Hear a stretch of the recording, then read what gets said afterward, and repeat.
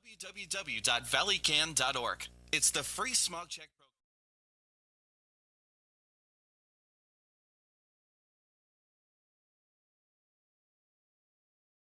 This program is not for diesel vehicles.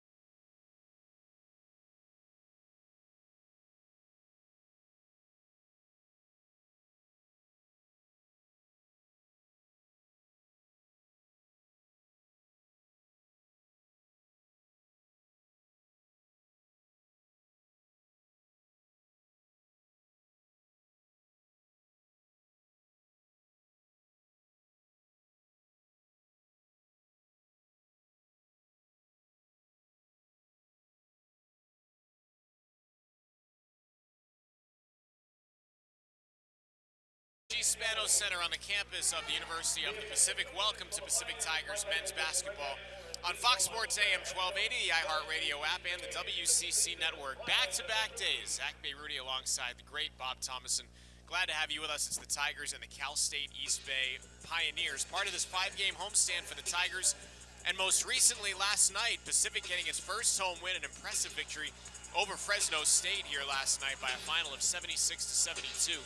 And Coach, a rare back-to-back here for the Tigers, but, for Pacific, great for them that they're coming off of that energy from last night's win, and it's positive energy propelling them into today's game. Well, you're going to see if the team can respond with not the same kind of crowd and not the same kind of caliber player, but can they go play just as hard and together and execute and play better the way they want to play last night. I mean, it's a good test today to see if they can do that.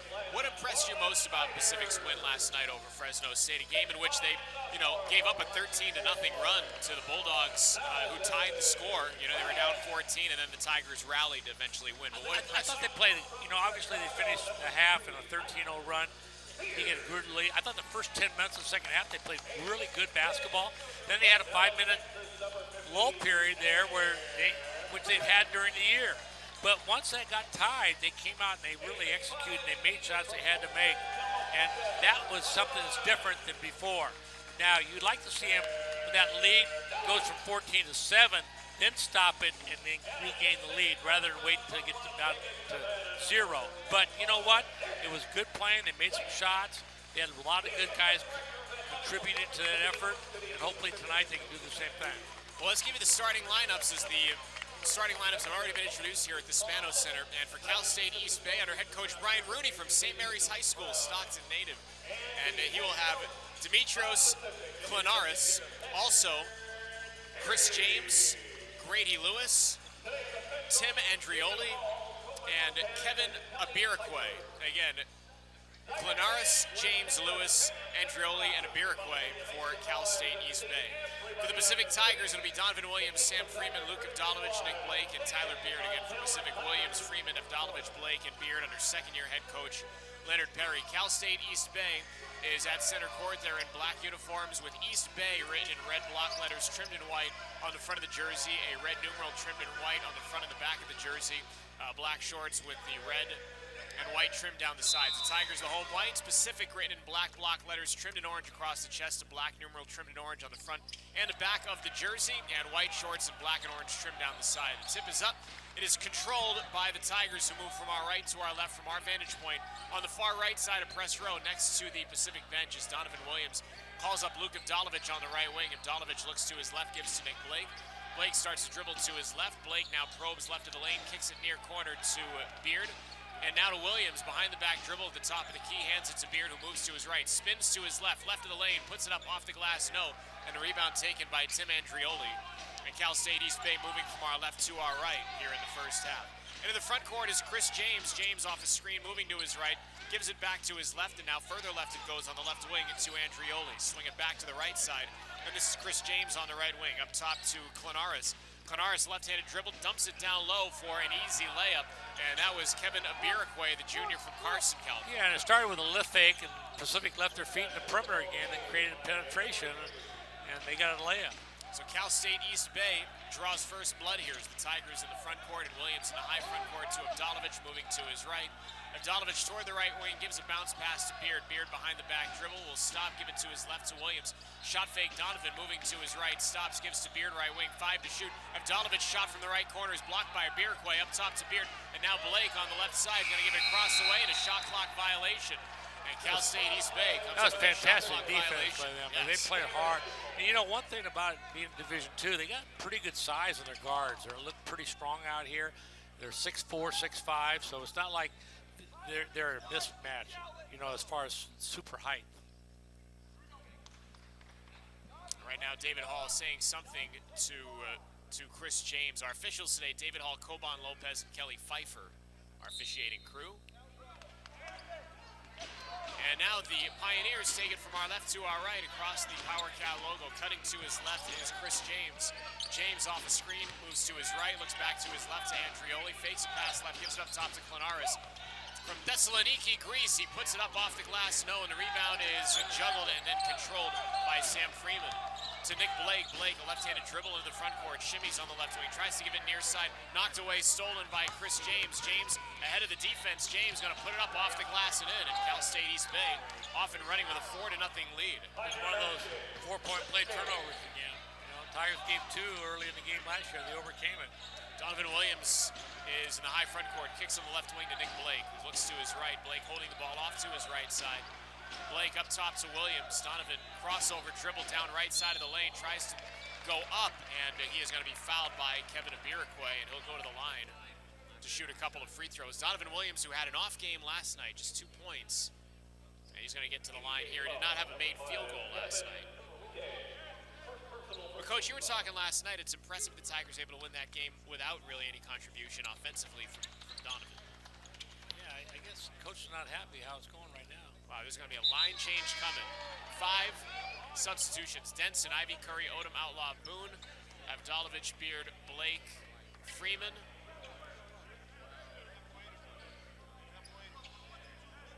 And Beard all have a seat.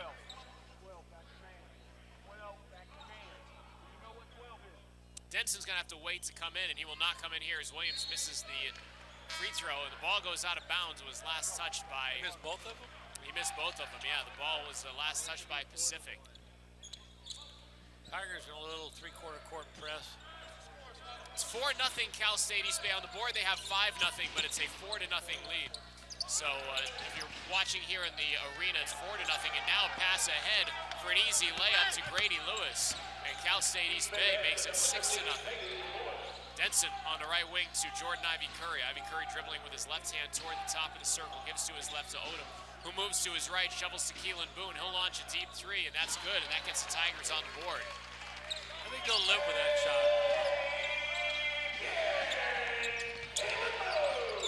By the way, Williams did make one of those free throws, so it is 6-4. It was 1 of 2, beg your pardon, as on the left side, it's Chris James. And now to Clinaris and back to James. Skips it to the near side. Andrioli from the near corner starts to dribble in. Stopped by Odom. Gives on the right wing to Clinaris. He's going to take a 3, and that is good. Dimitrios Clinaris, the junior from Thessaloniki, at 36%. Hey, he's penetrated twice so far and then hit a 3 off the dribble. He's off to a great start. Left wing, it's Odom. Up top to Boone. Boone's going to take it from between the circles. It's too strong, and the rebound taken by Cal State East Bay. Chance to go up decently here for Cal State East Bay in the early going.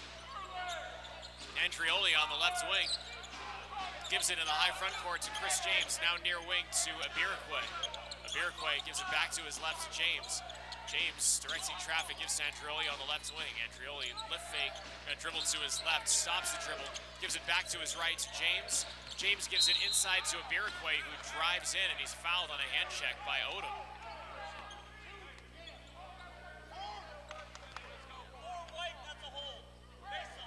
So the foul is going to be on Odom, as I mentioned. Baseline left, it'll be inbounded by Cal State East Bay's Chris James. And James give a bounce pass to Iroquois, who lays it up and in. Good An out of easy bounds bucket. play right there. Anytime you give up a layup on that defensive out of bounds, it's not good. Cal State East Bay Out of the CCAA Division II, they lead 11-4 as Odom in the high front court. Odom kicks it to his left to Outlaw. Outlaw dribbles one time, gives it up top to Denson. Denson will dribble to his left and hand it off to Boone. Boone, who has the only field goal made by the Tigers in this game, gives to his left to Ivy Curry. Ivy Curry crossing over with the dribble is going to launch a three, and that is short, and the rebound clamped by Grady Lewis. To Clenaris. Clenaris in the front court. Clenaris, a little hesitation move, goes to the bucket, puts it up. His shot blocked by Boone. It gets wedged between the rim and the backboard. It's going to be an alternating possession. It'll stay with Cal State East Bay. And they will have it when we come back after this timeout on the floor here from the Spanos Center. What a start for the Pioneers. This is a timeout with 15:27 to go in the first half. The Cal State East Bay Pioneers 11, the Pacific Tigers 4. Coach T and I back after this on Fox Sports AM 1280, the iHeartRadio app, and the WCC network. I've always wanted to come here since I was little.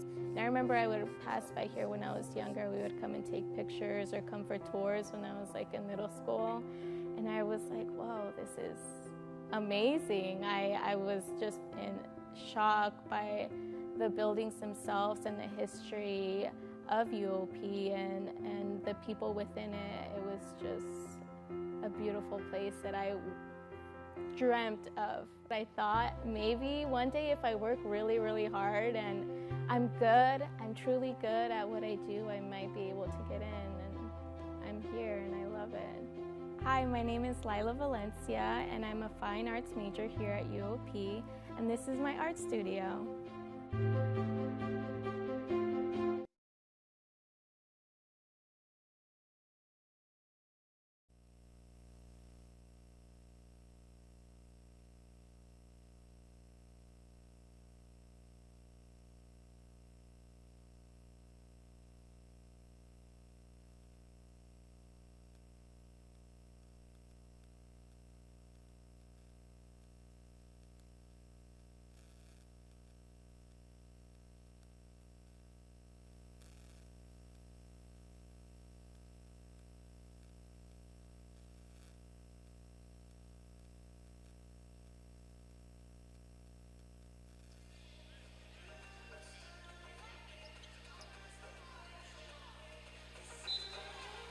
Cal State East Bay 11 and Pacific 4. Zach Rudy, Bob Thomas as East Bay will inbound with 20 seconds on the shot timer off to our right.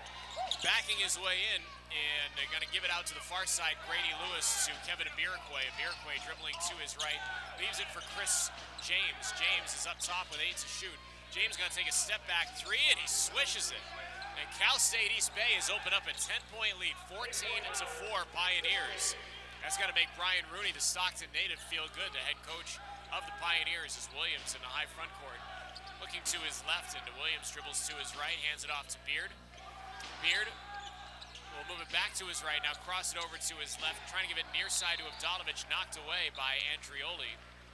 And that'll be out of bounds, last touched by East Bay, so Pacific takes over.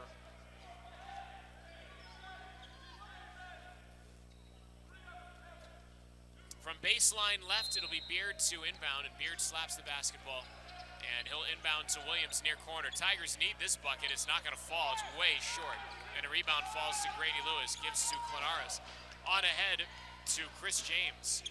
James to Andrioli, far corner. Andrioli looking for somewhere to go. He'll dribble one time, give it back near midcourt to James. 16 on the shot clock. 14 and a half and counting to go in the first half. Bounce pass to the right to Grady Lewis, who drives it in, puts it up. Does not get it to go. He runs into Donovan Williams. That'll be an offensive foul on Cal State East Bay. I just don't see when you drive the basket, you can't see a guy stand in front of you. Stop, shoot over him. He's a lot bigger than him. But it's amazing how guys just make a commitment and go. I think one thing that's bothering the Tigers is how hard they're playing defense. They're really playing hard defense. Shimmying, moving to his left is Beard. Beard up top to Donovan Williams. Williams going to drive right of the lane on Abirikwe, try and feed it off across the way, and it's a travel. Coban Lopez, I beg your pardon, that's Kelly Pfeiffer right on top of it. 14-4, Cal State East Bay, 14-13 to go in the first half. And the inbound to Chris James, who takes it from our left to our right, up the far left sideline, and it gives it to his right to Abirikwe, now on the right wing to Clenaris. Clenaris holding over his head, gives it in the middle to Lewis, and now to the left side to Andrioli. Andrioli looking to his right, will dribble to his left. Andrioli accelerates to the baseline. He's going to stop and take a tough fadeaway. Oh, my knocks goodness. it down. Andrioli. Backup dribble. Baseline left, falling away, makes it 16-4. Cal State East Bay. Yikes. 13:42 and counting to go in the first half. It's been a forgettable one for the Tigers so far. It's Avdalovic on the right wing, up top to Beard. And now on the left wing to Williams, off the dribble. Williams drives toward the baseline. Williams jump stop in the lane, puts it up with the right hand and an air ball. And a rebound taken by Lewis. Coach, the Tigers have no legs right now from last night. What's up here? I don't think so.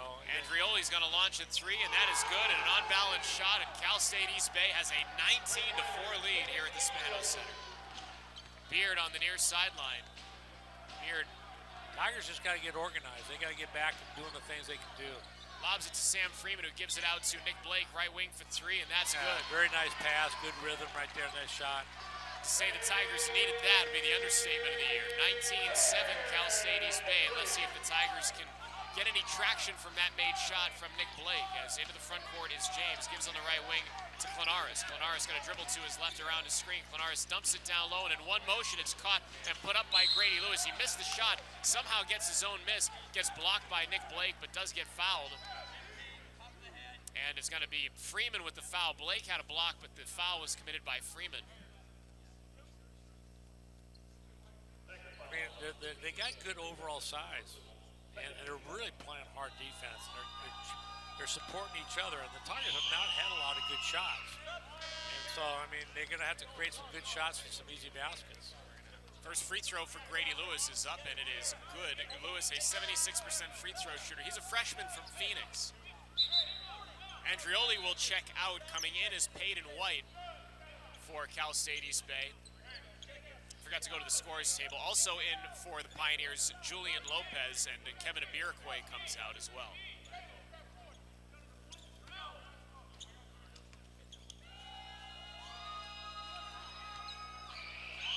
Second one is up and good, so Grady Lewis makes them both. It's 20-7 Cal State East Bay. Ivy Curry up the near left sideline. Ivy Curry up top to Judson Martindale, who's in.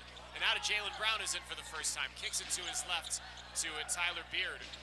Beard looking to his right, dumps it in the lane to Freeman. His back to the hoop, gives it out to Brown. He can shoot it from there. That's a three, and he knocks it down. Pretty amazing. He hits his first shot. He hadn't hit the court in a long time.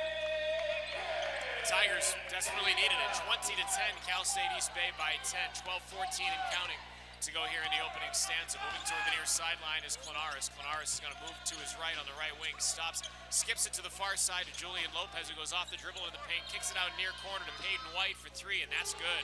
Peyton White coming into this game 2 of 10 from beyond the arc, making 3 of 11 on the season. And it's 24-10 Cal State East Bay as Martindale on the left wing to Brown. Jalen off his first shot that was drained from beyond the arc, gives it up to his right to Ivy Curry, and now to Beard. Now back to Brown, who fumbles it near midcourt. Brown slipping and falling. This is a mess here. Ivy Curry now has it near midcourt with 10 to shoot.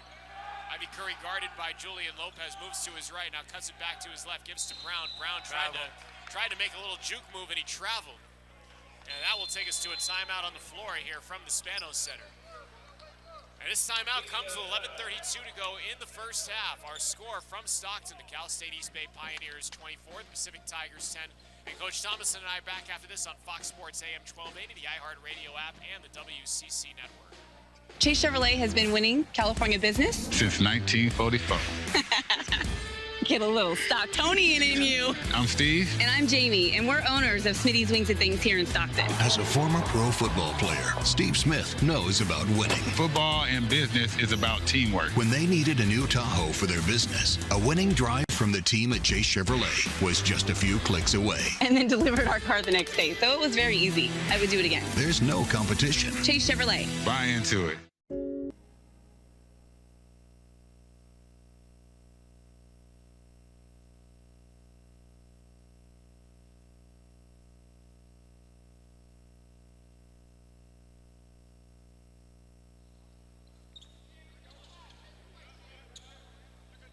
State East Bay 24, Pacific 10. Zach Bay, Rudy, Bob Thomason, glad to have you with us on Fox Sports AM 1280. 24-10, you heard me right. Cal State East Bay with the lead. They've dominated here in the early going, and now Cam Denson making a steal.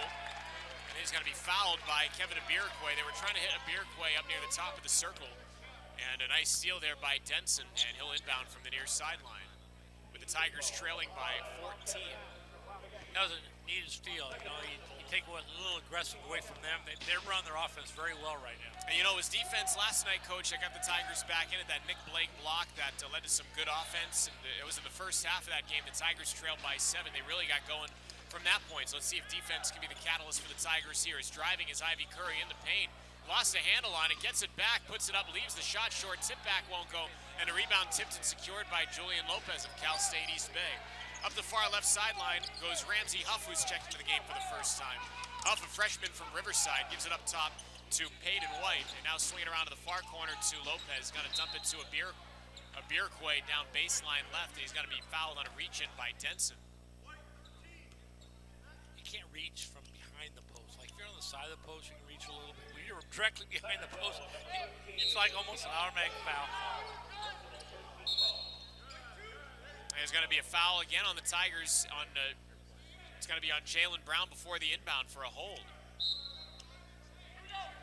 So baseline left, it'll be inbounded by Huff and into the far corner to Lopez. Lopez driving in on Beard, angled to his left, and they're going to call an offensive foul on Julian Lopez. Got a little bit too aggressive with that shoulder. I wanted guys to back in at their shoulders, not their chest. I thought if you went at people's shoulders, they wouldn't call off at the foul. But once you start pushing them back in the chest, then that's so you wanted guys to go after the defender's shoulders instead of the chest. Yeah, instead of the chest, because then you're going to get a charge. 24-10 Cal State East Bay. 10:35 and counting to go in the first half here at the Spano Center as Brown's going to hand it off to Beard up top. Beard is going to give it to his right to Denson. Now further right to the right corner to Ivy Curry, who dribbles one time to his left, takes a shot, and it's off the mark, off the front of the rim. It would have been a 3. Rebound out of bounds off of a bunch of hands. They say it was last touched by Cal State East Bay. So the Tigers will retain possession and have 20 seconds back on the shot timer.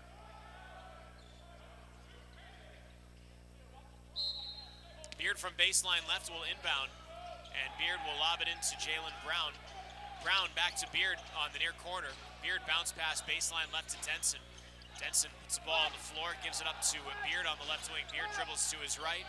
Now to his left, gives to Ivy Curry with 7 to shoot. Ivy Curry back to Beard, left wing. He'll launch a 3, and that's good with the shot clock at 5. Shooter. Seems like if he could get 5 or 6 of those kind of shots a game, he'd make 3.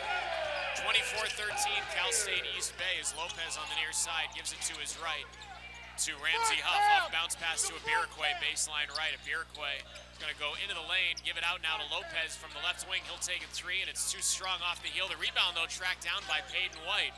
Good rebound by Peyton White. So Cal State East Bay that time hitting the offensive glass. Now on the right wing, it's Huff. Huff dribbling to his left. Toward the near sideline is Huff guarded by Brown, and Huff off a screen will dribble to his right, sling it back to Bierquay, and now left wing to White. White off the dribble, Euro step in the lane, and it's going to be waved off. No shot. There's going to be a foul on the floor here. I think that's probably a good call. You want a little travel. If they don't call the foul, it's going to be a traveling call. So the foul is on Beard.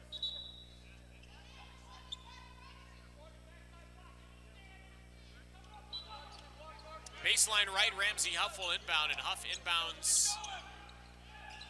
Not yet, though. He inbounds on a bounce to Andrioli, right wing for 3, and that is too strong. Looked on target, but just a bit too strong. Rebound taken by Ivy Curry. On ahead to Denson. Denson in the lane, runs into a defender, and that's going to be a charge. And it was Peyton White absorbing the charge. You got to see the guy again. Just go around him. You have plenty of time to gather yourself. Just go around him to the right and get to the other side of the backboard. So Keelan Boone will check in here for Pacific, and he'll take over for Denson. So on the floor for the Tigers, Ivy Curry, Beard, Martindale, Boone, and Brown. It's from our left to our right. Ramsey Huff, the freshman from Riverside, takes it into the front court for the Pioneers. Huff moving to his left. Now gives it to his right to White. He's going to take a 3 from straight away. No good, but he's fouled by Jalen Brown. And 3 free throws coming for Peyton White. Not a good play there. Not a good play. Oh, no, they're going to call flop. David Hall's going to say that Peyton White flopped, so I thought it was going to be. It's not a foul. I thought they were going to, and Jalen Brown thought it was a foul too. Brown was wincing as the whistle blew. I like to see that replay.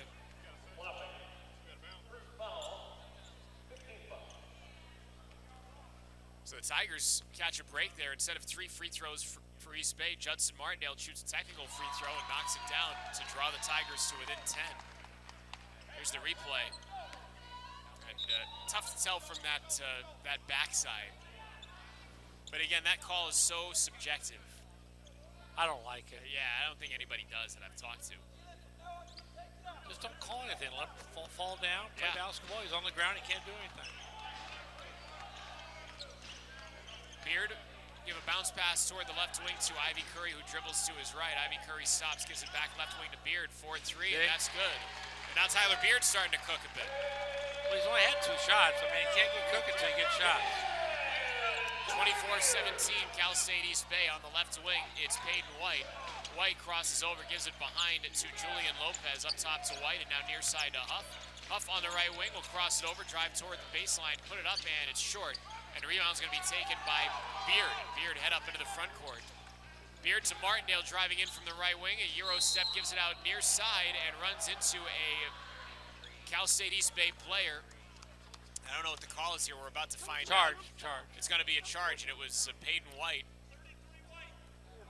I beg your pardon, it was Julian Lopez absorbing the charge.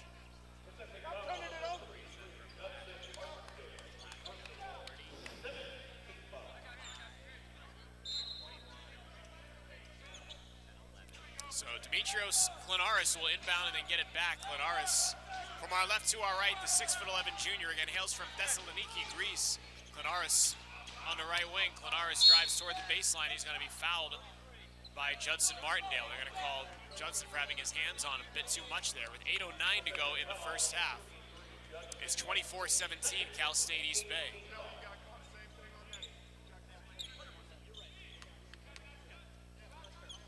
This will put East Bay in the bonus. So it's the second foul into the bonus, yeah. So it's the 8th team foul on the Tigers.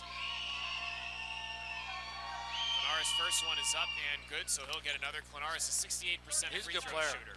He's really strong. He passes the ball well. Made a step back 3. Got a good sense of the game. A lot of good hoopers come from Greece. Second one is up and it is good. That's the home visit you want to make as a coach, right? Go to Greece, yeah. Go visit someone in Santorini. As Beard gives to his left to Ivy Curry. Ivy Curry off his screen, moving toward the near sideline. He's going to give it to Boone on the left wing. Boone drives it toward the paint, puts it off the glass, and rims out. Rebound tipped and controlled by East Bay, controlled by Biriquay, and he gives it to Klinaris. Klinaris behind the back dribble. Feeds it out to Andrioli, and now gives it down low to a cutter. Good shot fake, and unable to finish is Chris James, but he does draw contact. He's going to go to the line. When we come back, and the Pacific foul is going to be on Judson Martindale. So that's a second personal on Judson. And it'll take us to a timeout on the floor here at the Spanos Center. This timeout with 7:40 to go in the first half. Cal State East Bay Pioneers 26, Pacific Tigers 17. Coach T and I are back after this on Fox Sports AM 1280, the iHeartRadio app, and the WCC network. Oral Health Minute, sponsored by the University of the Pacific Dugoni School of Dentistry. One of the casualties of this pandemic could be your oral health. Many people put off visiting their dentist, and we know that good oral health is linked to your overall health. Research has shown that poor oral health can lead to chronic illnesses such as stroke, diabetes, and heart disease. We here at the University of Pacific Dugoni School want to encourage all of you to get back on track and go visit your dentist. Our school's purpose is to help people lead healthy lives. We've been providing high-quality, affordable care to the Northern California community for over 125 years. Our clinics in downtown San Francisco care for nearly 20,000 patients from all walks of life each year. Please remember that your dental care is essential care. Clinics serve children and adults of all ages and are conveniently accessible by BART and public transportation. Learn more about affordable dental care at Dugoni School Clinics in San Francisco at dental.pacific.edu.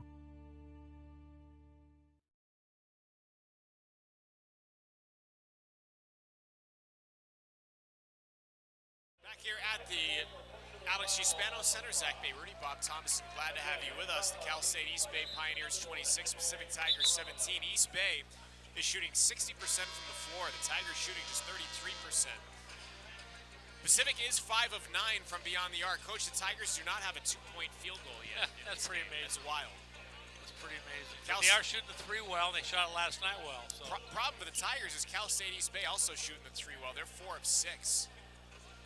East Bay has played a great first half so far.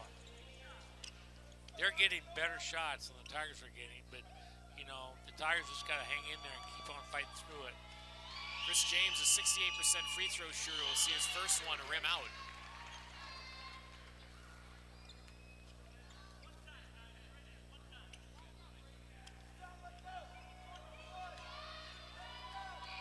Second one up and good. So 1 of 2 is Chris James. 26-17, Cal State East Bay approaching 7.5 minutes to go here in the first half. From the Spanos Center is Ivy Curry to Avdalovic. Avdalovic kicks it to the left side to Beard and now near corner to Outlaw. Outlaw back up top to Ivy Curry. Ivy Curry crosses over, gives it to Outlaw near wing. Outlaw back up top to Ivy Curry. He'll shoot a straightaway 3 and knock it down. So Jordan Ivy Curry draws the Tigers to within 7. It's 27-20 Cal State East Bay. Up top, it's Abirikwe.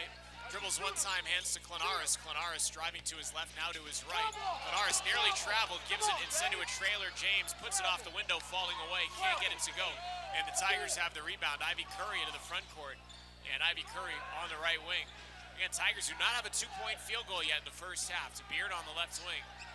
Beard jabbing to his left now, dribbles and drives to his left, gets to the baseline and gets fouled there. I believe Andrioli was the defender that was trailing him.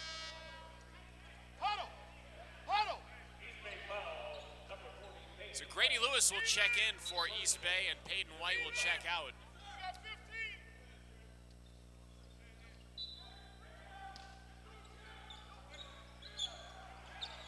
So it's going to be inbounded to Avdalovic. He gets it down low, and getting rejected is Beard. He got blocked by Clanaris. Demetrios Clanaris elevating for that block. And he hung in the air there for a second. He did. 17 on the shot clock, 6:42 to go in the first half. And Beard will inbound to Boone. Boone will hand it behind to Ivy Curry. Ivy Curry weaves it to his left now. Gives it to Boone up top. He's going to launch a 3, and that is too strong, and the rebound taken by Clanaris. Clanaris behind the back dribble, almost lost it, gives it to James, and now far side Andrioli. He's going to drive to the baseline. Andrioli feeds it across the way to Abirikwe, who puts it up and in. Double pump to get that in. Great ball movement there by Cal State East Bay, now leading 29-20. So far, it's been a great homecoming for their head coach, Brian Rooney. Again, attended St. Mary's High School just down the road here in Stockton. Avdalovic gives to his left to Ivy Curry. Ivy Curry on the left wing. Ivy Curry looking back to his right. Give it to Beard. It's knocked away, nearly stolen by Clanaris, but Beard able to gather it back in. Beard starts to dribble with his left hand. Beard now between the circles, going to take a step-back shot, and it's off the mark, and the rebound taken by Chris James. Up the far left sideline trots James, gives it middle of the court to Clanaris. Clanaris moving to his left, and Clanaris going to be fouled by Greg Outlaw on a reach. Outlaw was going for the steal, and he commits the foul. He's a handful to guard right now. He's strong, got good size, clever player.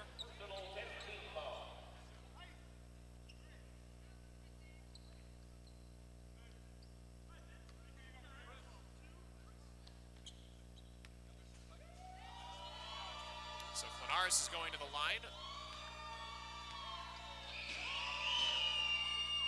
Free throw is up and good, so Cal State East Bay widens the lead back to 10.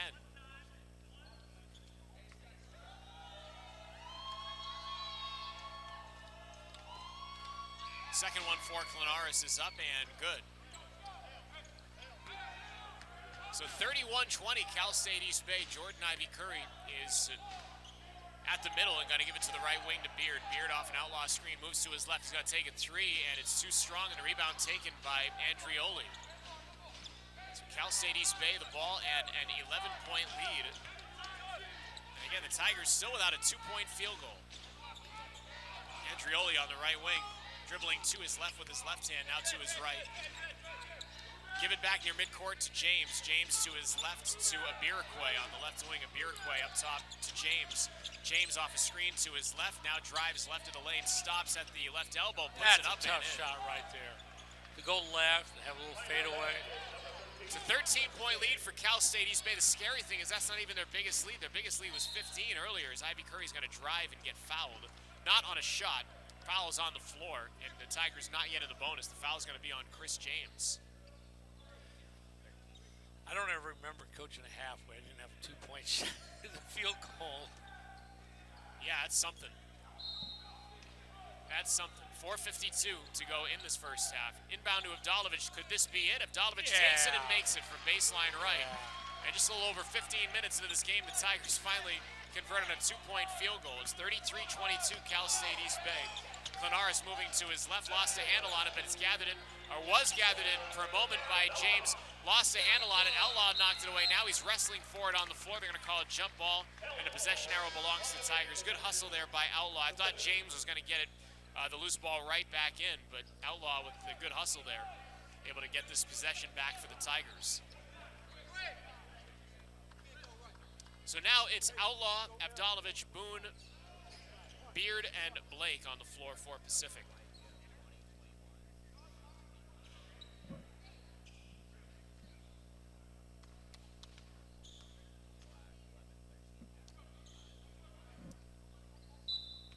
So from the far sideline, Blake will inbound to Beard.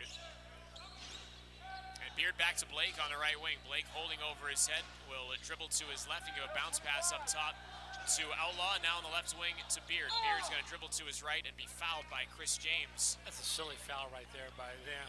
You know, Tigers can't make 2-point shots, just got to make them earn their stuff. Now you put them at the free throw line. That is the 7th team foul on Cal State East Bay, so 1-1 coming here for Pacific. And Tyler Beard will attempt the 1-1. Ramsey Huff is in for the Pioneers, and Chris James is out.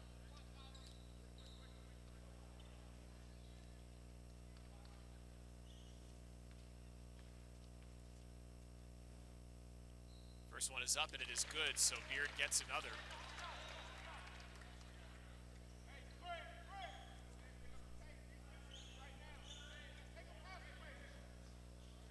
All you have to do is close this down to 5 points or so at halftime. Second one up, and no good, and the rebound is taken by East Bay. 4:20 and counting to go in the first half, and Cal State East Bay still with a 10-point lead, 33-23 Pioneers. On the near side, it's Ramsey Huff. Huff up top to Andrioli. He's going to give a shot fake on a 3. Pulled it back and gives near side to Huff, and now to Abirquay. Abirquay dribbling to his left is now in the lane. Going to give it out to the far corner to Huff, who dribbles it toward the left wing. Huff back to his left toward the corner, now weaving to his right, gives to Abirquay in the key. He's going to take the jump shot, and it's off the mark. Rebound put back, no good for Ramsey Huff. He tried to guide it back off the backboard, but he missed. And the Tigers have the rebound. Blake ahead to Outlaw, now far corner to Boone. Keelan guarded by Abirquay, and Boone slings it in the high front court to Blake, and now near wing to Outlaw. Shot fake Greg out to Blake on the right wing. 4-3, and it's way short. And the rebound pops out to Clanaris. Clanaris to Abirquay up the far left sideline. To Clanaris. And now in the hands of Huff. And Huff creeps toward the right wing where he leaves a bounce pass for Andrioli.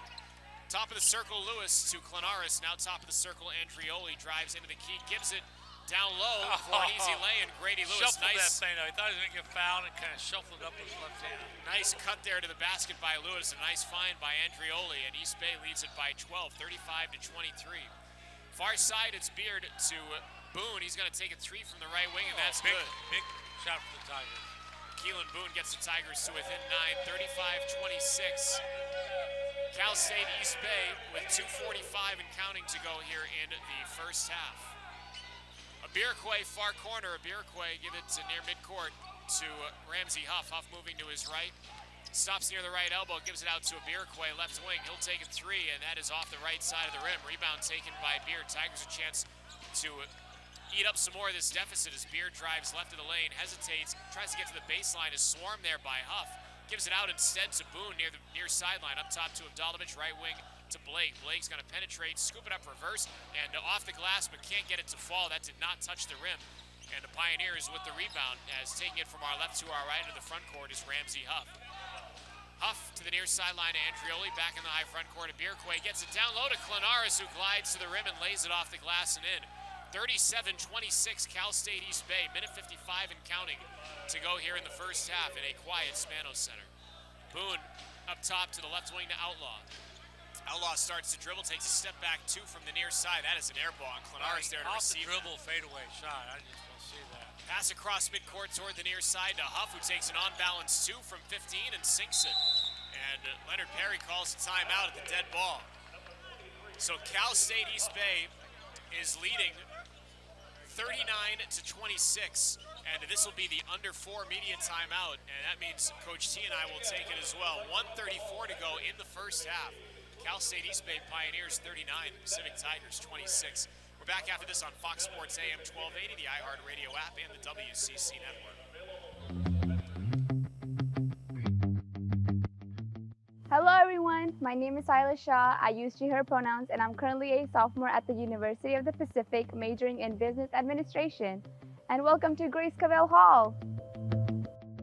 With over 175 rooms, Grace Cavell Hall is the biggest residential hall on Pacific's campus. Living on campus is one big part of what makes Pacific feel like home. It helps you fit into the campus community right away. The rooms start as a blank canvas, but once you bring your belongings, your bedding, your art, it is an amazing opportunity for you to show your personality. Quick tip, I recommend you bring a refrigerator so you can have your snacks on hand.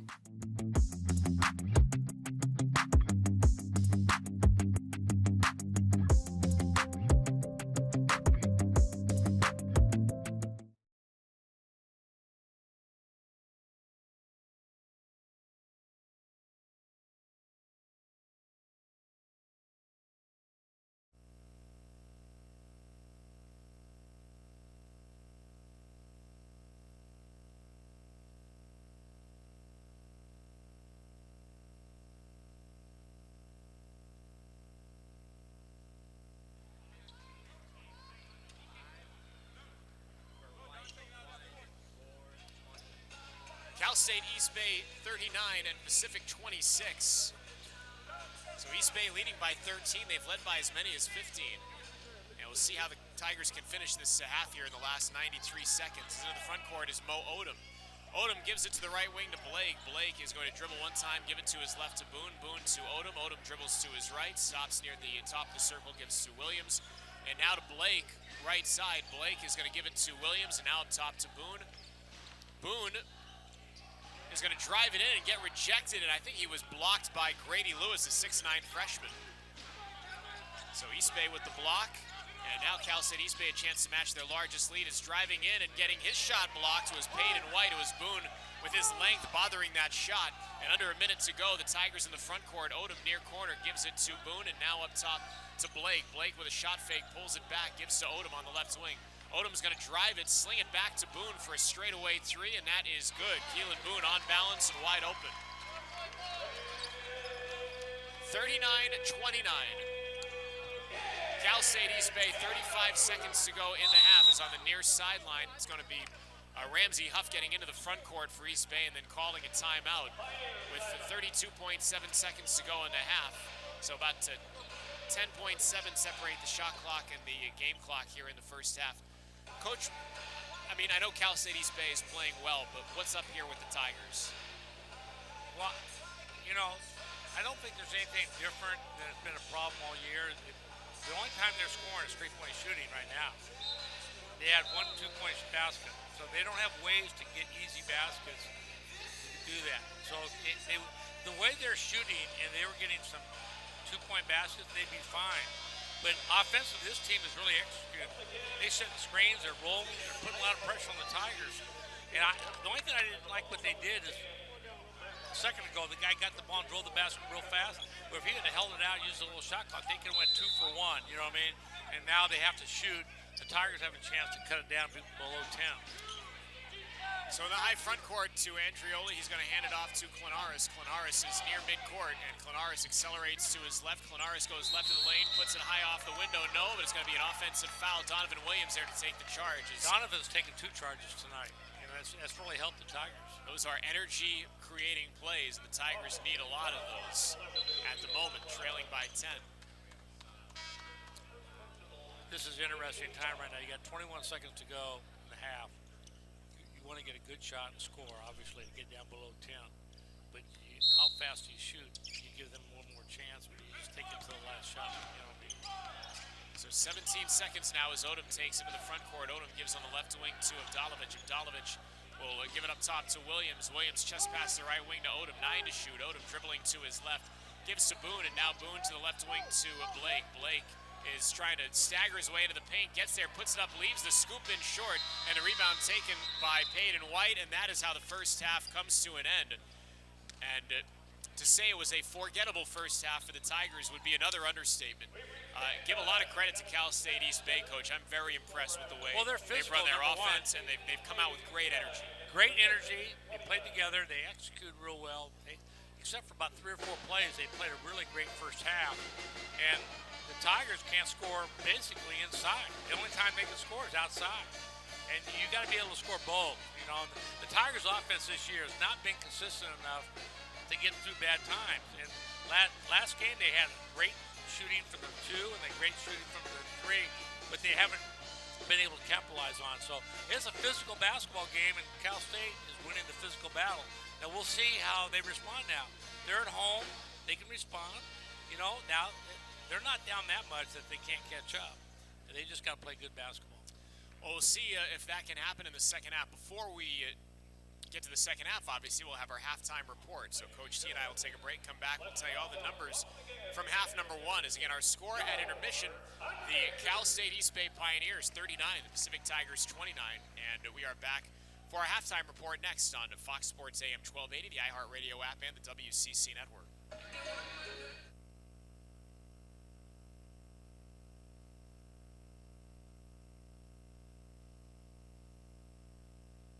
Chase Chevrolet has been winning California business since 1944.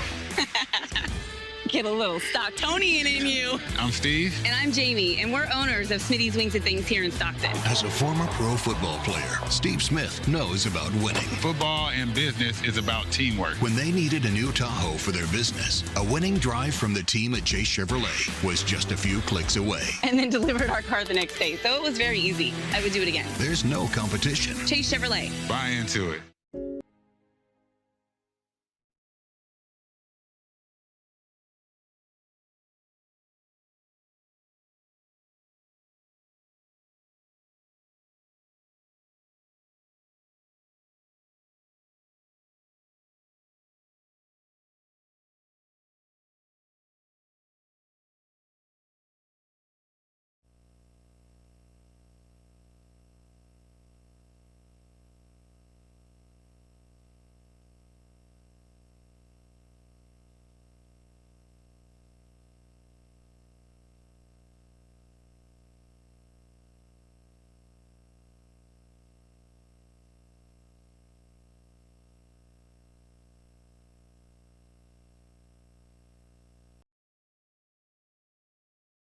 At this moment, in Stockton, Sacramento, and San Francisco, a University of the Pacific student has made a decision to learn, live, and lead with purpose in mind. Here, it's all about moments that change lives, families, communities, economies, the world. At University of the Pacific, these moments give life purpose. They give us purpose, too. After all, we share one future. Join us, University of the Pacific.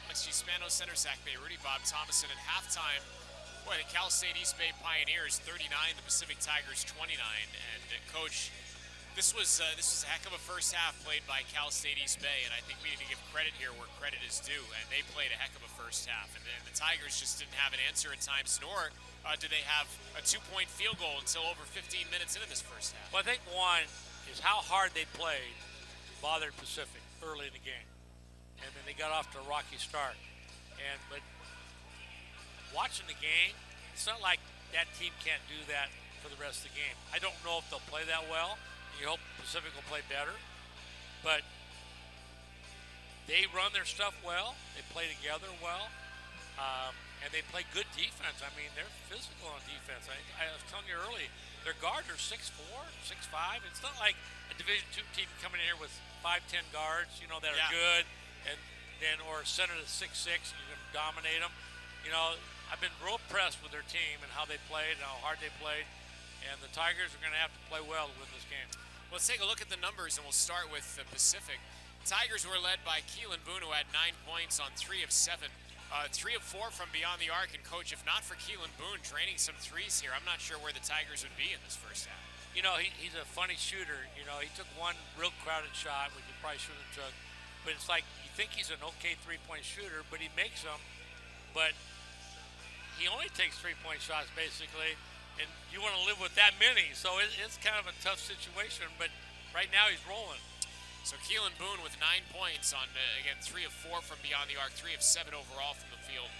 Tyler Beard, 7 points on 2 of 6, and both of his makes were from beyond the arc. Beard also with a couple of assists in that first half.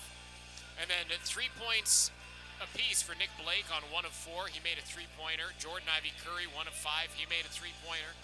Jalen Brown, 1 of 1, a three-pointer, obviously. 2 points for Luke Avdalovich, who has the Tigers' only 2-point field goal on 1 of 2. Luke is 0 of 1 from beyond the arc.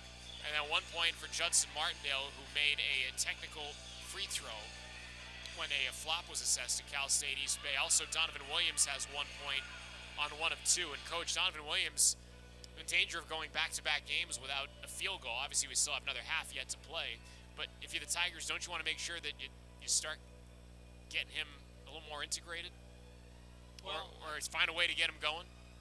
The way they play, they don't get guys integrated. They don't try to run stuff for certain players. They just kind of play basketball, and you got to create for yourself. But if he keeps on struggling, maybe it's the opposite. Play somebody else, that's one thing they're luxury in their team. They have about 8 players that, to me, can play quite a few minutes. They have a few other players that might only play a few minutes at a time on certain roles. But, you just got to settle down. I always tell players, when it's not going well, quiet yourself down, keep the game a little more simple, don't try to rush yourself to do it, and all of a sudden you'll make a bucket, get a tip in, but pass the ball good, play great defense. He has taken 2 charges tonight. Get to the offensive boards, The Tigers are getting out-rebounded by 10. Part of that is because they're shooting a bad percentage, so there's more rebounds for them to get, These both teams only have 4 offensive rebounds. Cal State, I've been really impressed with them. Not only, it's like they're a confident group out there. It's not like they're super happy with what's happened this way, So now, whether they'll go away this half or not, but if I was the Tigers, I wouldn't assume they're going away. I would have to go out there and play good basketball to win the game. The Tigers shot just 32% from the floor, 9 of 28, of course. 8 of the 9 made shots from 3, 8 of 16, and then 3 of 5 from the free throw line. Meanwhile, on the other side, Cal State East Bay has Dimitrios Klinaris leading the way. The player from Thessaloniki, Greece, has 9 points on 2 of 4 from the field. He's 1 of 1 from beyond the arc, 4 of 4 from the line. I know, Coach, you said you were impressed with Klinaris. Yeah, I think he's a real smart, heady player. He can shoot outside. He can make free throws. He drives. I know he did get a charge there at the end, driving to the basket. But you know what? You look at the Tigers, they're 1 for 12 from 2-point shots. So sometimes you think, well, if you're 1 for 12, 2-point shots, would you be happy to only be out 10? So maybe that's not that bad right now. Chris James, 8 points on 3 of 4. He's 1 of 1 from beyond the arc. 6 points apiece for Kevin Abirquay and Grady Lewis. 5 points for Tim Andrioli.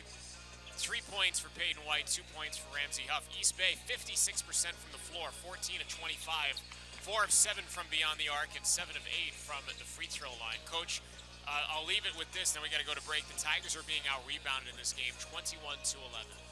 Well, they miss so many more shots. I mean, sometimes the rebounding different. It isn't actually rebound difference because one team misses all these shots and the other team makes all their shots, so there's no other rebounds to get. But they'll do better this half. But the question is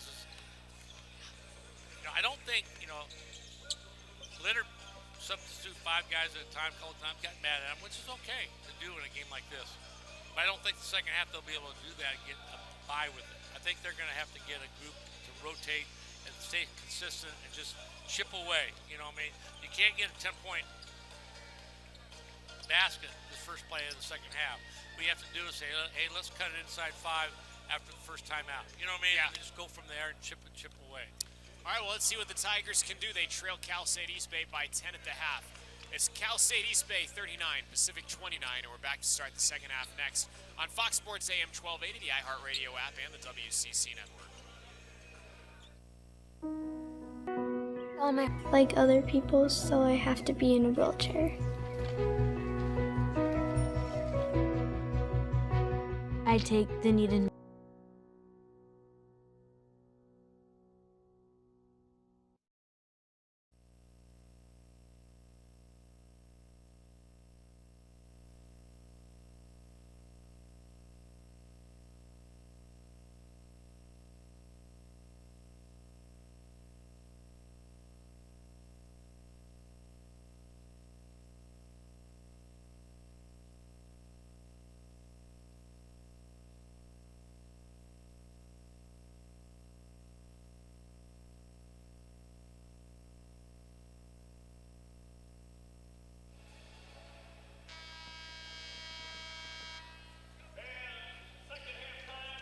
Time to start the second half here in Stockton. Zach May, Rudy, Bob Thomason, glad to have you with us on Fox Sports AM 1280, the iHeartRadio app, and the WCC network. Cal State East Bay 39 and Pacific 29.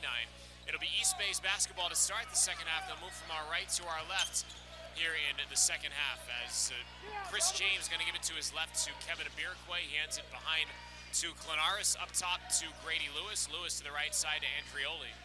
Andrioli directing some traffic is going to hand it to Clenaris along the far right sideline. Clenaris will dribble with his left hand, kick it with his left hand to Abirquay, and now on the left wing to James.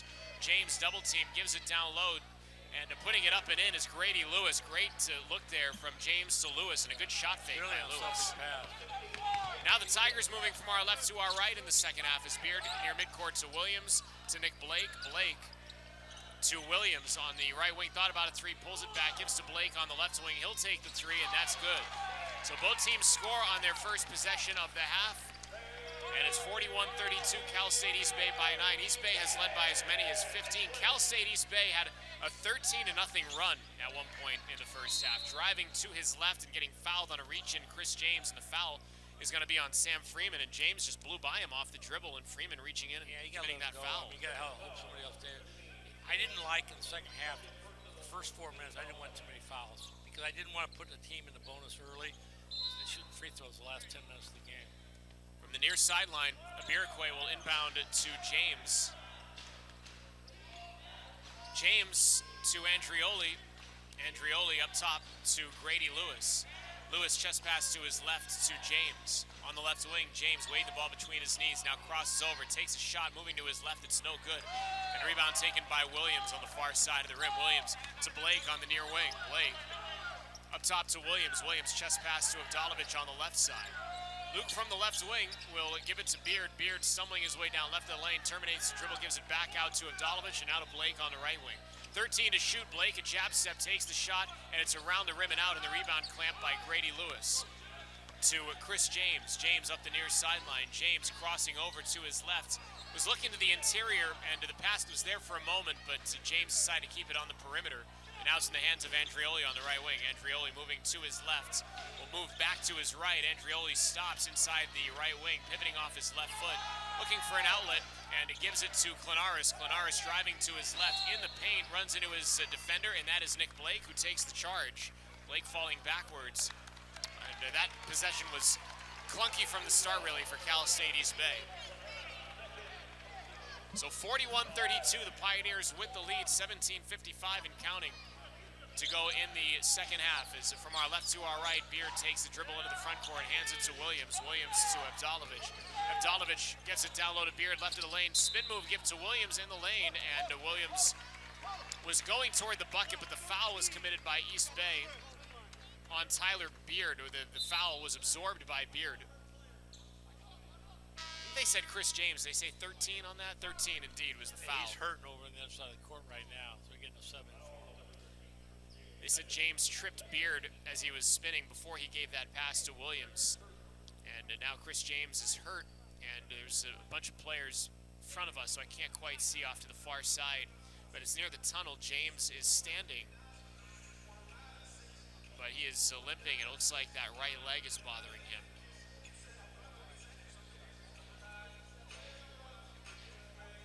So hopefully Chris James is okay as he's being helped off the floor. Head coach Brian Rooney, along with the athletic trainer over there.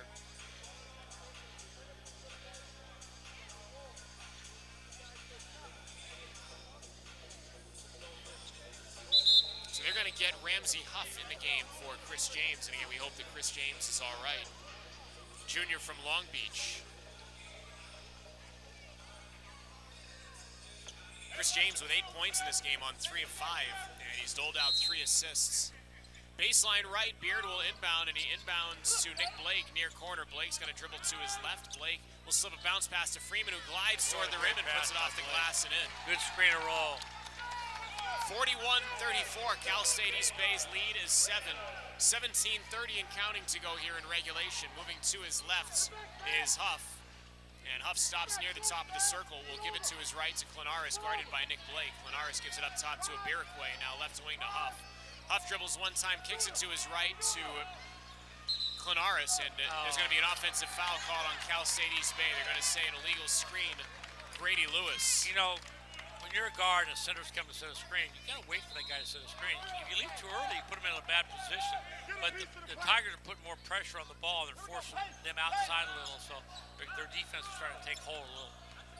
Beard in the front court gives it to the right wing to Freeman, who hands it right back to Tyler. Beard's going to dribble to his right, now to the lower right block, try to pass it across the lane, and there were 3 East Bay jerseys there, and it gets gummed up, and a steal Cal State East Bay. It's Andrioli on the right wing, moves to his left, now he's back to his right, spins to his left in the paint, scoops it wildly off the window, shot won't go. Blake the rebound, long outlet pass to Beard, Euro step, and Beard's going to be fouled in the paint by Ramsey Huff.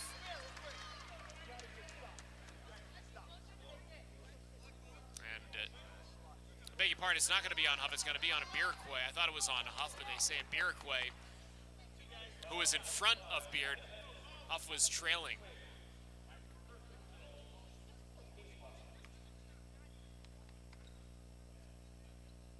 So Beard getting ready to attempt 2 free throws. First one is up and good.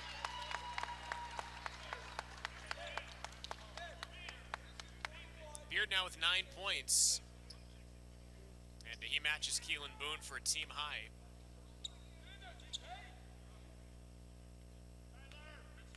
Beard is 74% free throw shooter. Second one is up and good. And for the Tigers, Mo Odom will check in, and Tyler Beard will come out. It's a 5-point East Bay lead, 41-36. As from our right to our left, into the front court, Ramsey Huff gives to his right to Abirikwe, and now Andrioli. Up near midcourt now, it's Clanaris. Clanaris driving to his left, dumps it across the way, and missing the layup was Grady Lewis. He had it there. And it was a great pass from Clanaris. And now Williams goes the other way, hard to the bucket, puts it up, can't get it to go. Williams winds up on the floor. He misses from point blank. Now Clanaris driving from the left wing, lost a handle on it. He and Odom go tumbling toward the end line. It's going to be out of bounds, last touch by Cal State East Bay. So the Tigers take it back over with 16-16 to go. Well, right now, nothing's going Cal State's way and everything's going the Tigers' way. So it'll be interesting to see if this can keep on going or if they can grasp themselves and get a little more under control. Odom in the front court gives to Williams, near wing, up top to Blake. Blake on the left wing to Odom. Odom dribbling to his right, and they're going to call an illegal screen on Sam Freeman. Same play. Freeman was there, but Odom left too early. Hold your screen. Wait for him to get there. guards want to go too early, and it puts too much pressure on the post guy. So into the front court, our right to our left is Ramsey Huff. Huff moves to his right, kicks it to the right wing to Clinaris. Clinaris holding over his head. Jukes left, dribbles right, drives baseline right, puts it up and in. Good scoop there by Clinaris. And it's 43-36 Cal State East Bay, 15:48 and counting to go here in regulation. Odom up the near right sideline to Williams. Williams holding the ball down by his waist and give it to his left to Nick Blake, and Blake trying to drive in from left of the lane, puts up a tough contested shot, leaves it well short. Now Biraquay to Andrioli, near corner to Huff. Huff is going to dribble inside the arc, take it and leave it short, and a rebound taken by Sam Freeman to Odom. Odom cutting to the middle of the floor. Odom give it behind to Nick Blake at the point. Blake will start to dribble and now cut it to his left. Blake's going to drive. Blake trying to scoop it up. He's blocked by Grady Lewis, but he was fouled prior to that, I think on the floor. But I'm going to say it was on Lewis, so it is a two-shot foul. I thought the whistle blew prior to that attempt. They're going to give Blake the continuation. And Nick Blake will be shooting free throws when we come back after this timeout on the floor from the Spano Center. This timeout with 15-12 to go in regulation. The Cal State East Bay Pioneers 43, Pacific Tigers 36. Coach T and I are back after this on Fox Sports AM 1280, the iHeartRadio app, and the WCC network. Welcome to the Department of Speech-Language Pathology in the School of Health Sciences. I'm Professor Derek Izzetti, and I specialize in voice disorders. Let me show you around. Pacific is a national leader in undergraduate clinical education and one of the few speech-language pathology programs in the nation to offer undergraduate clinical experience. Our department is housed in a state-of-the-art facility with high-tech classrooms, private clinic therapy rooms, a well-stocked materials room with all of the latest assessment and treatment materials, and a spacious clinical observation hallway. You will have many opportunities for hands-on learning through stimulating academic courses, our numerous on-campus clinics and specialized clinical programs, student research projects, and the option to study abroad. Our classes are small, so we're going to get to know each other very well. I'll see you around campus.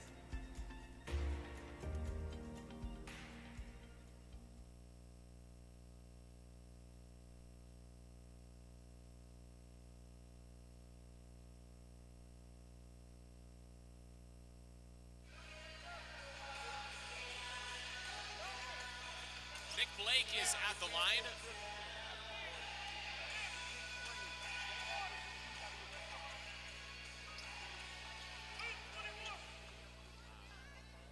Blake will attempt two free throws. Tigers trailing 43-36 as Blake's first one is up, and it is good. That draws Pacific to within 6. Again, Tigers have trailed by as many as 15 in this one.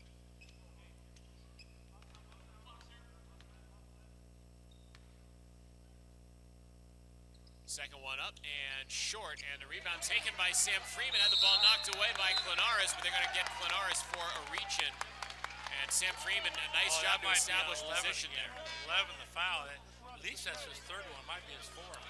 Let's see, for Clinaris, that is his third. He had 2 offensive charges, I know, and I'm taking him out. So baseline right, Odom will inbound.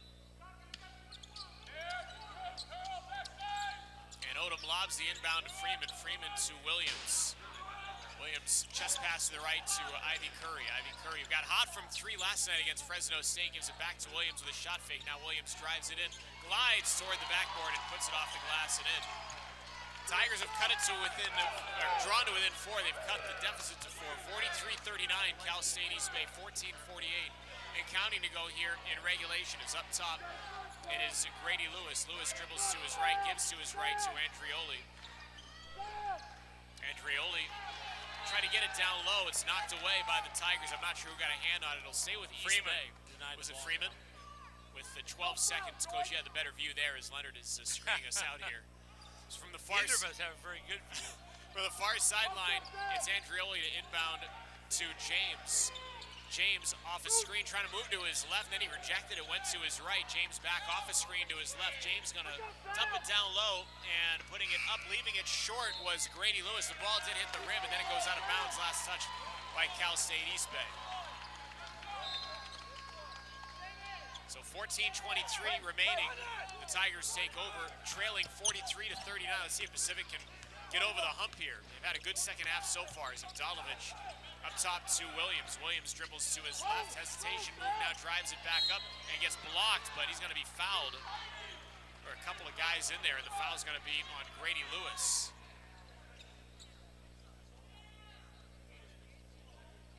Those are the fouls that are tough on coaches because they just drive it in and they force their way in there. It looked like a pretty good block on one part of it. Someone has to call a foul. So with that, Donovan Williams is at the line, and the first one is up and good.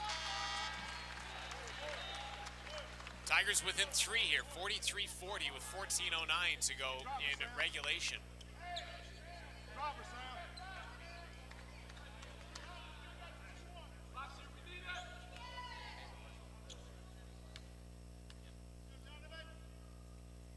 Second one up and good. 14:09 to go in regulation. The Tigers making a push here, 43-41. Cal State East Bay by 2. Again, they led by as many as 15 as Huff gives it to in the paint to Abirkwe. Abirkwe goes over. Freeman puts it up and in, and he gets the foul. And Kevin Abirkwe with a much-needed play there for Cal State East Bay, and Freeman picks up the personal. Even the times they're scoring Cal State, it's not easy. You know, it's not easy shots. So they made some good 15-footers and three-point shots. They're not making those right now. And even the shots inside have been kind of tough shots, but they've made a few of them. So with that, Freeman will check out, and Cam Denson is back in. And Abirkwe at the line. He's a 67% free throw shooter. He knocks that one down. So Cal State East Bay 46 and Pacific 41, 13:54 and counting to go in regulation. Odom into front court, accelerates to his left, and he's fouled on a body bump by Chris James.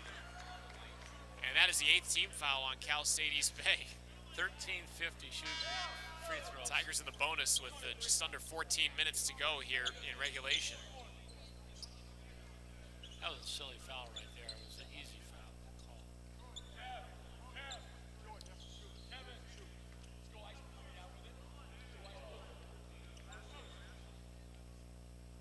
So Odom is at the line for a 1-and-1. And the front end is up and good. So Mo earns himself another. The freshman from the Bronx has his first point today.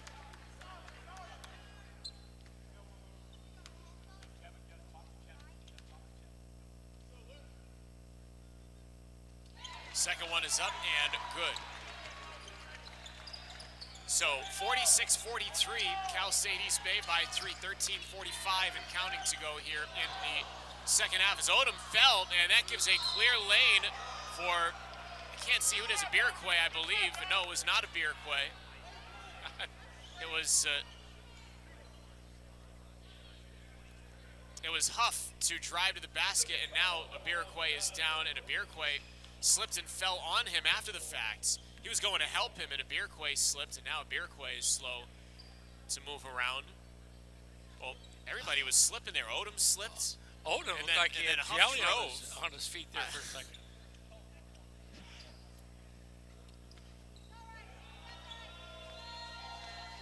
So Huff is at the line. This is his first free throw attempt this season, and it is good.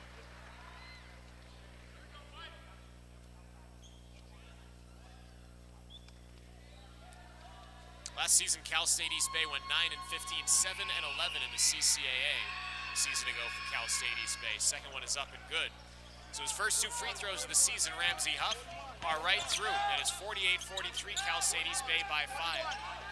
As Williams going to drive left of the lane, skip it near wing to Ivy Curry, up top to Denson. Denson with a lift fake is going to give it behind to Ivy Curry.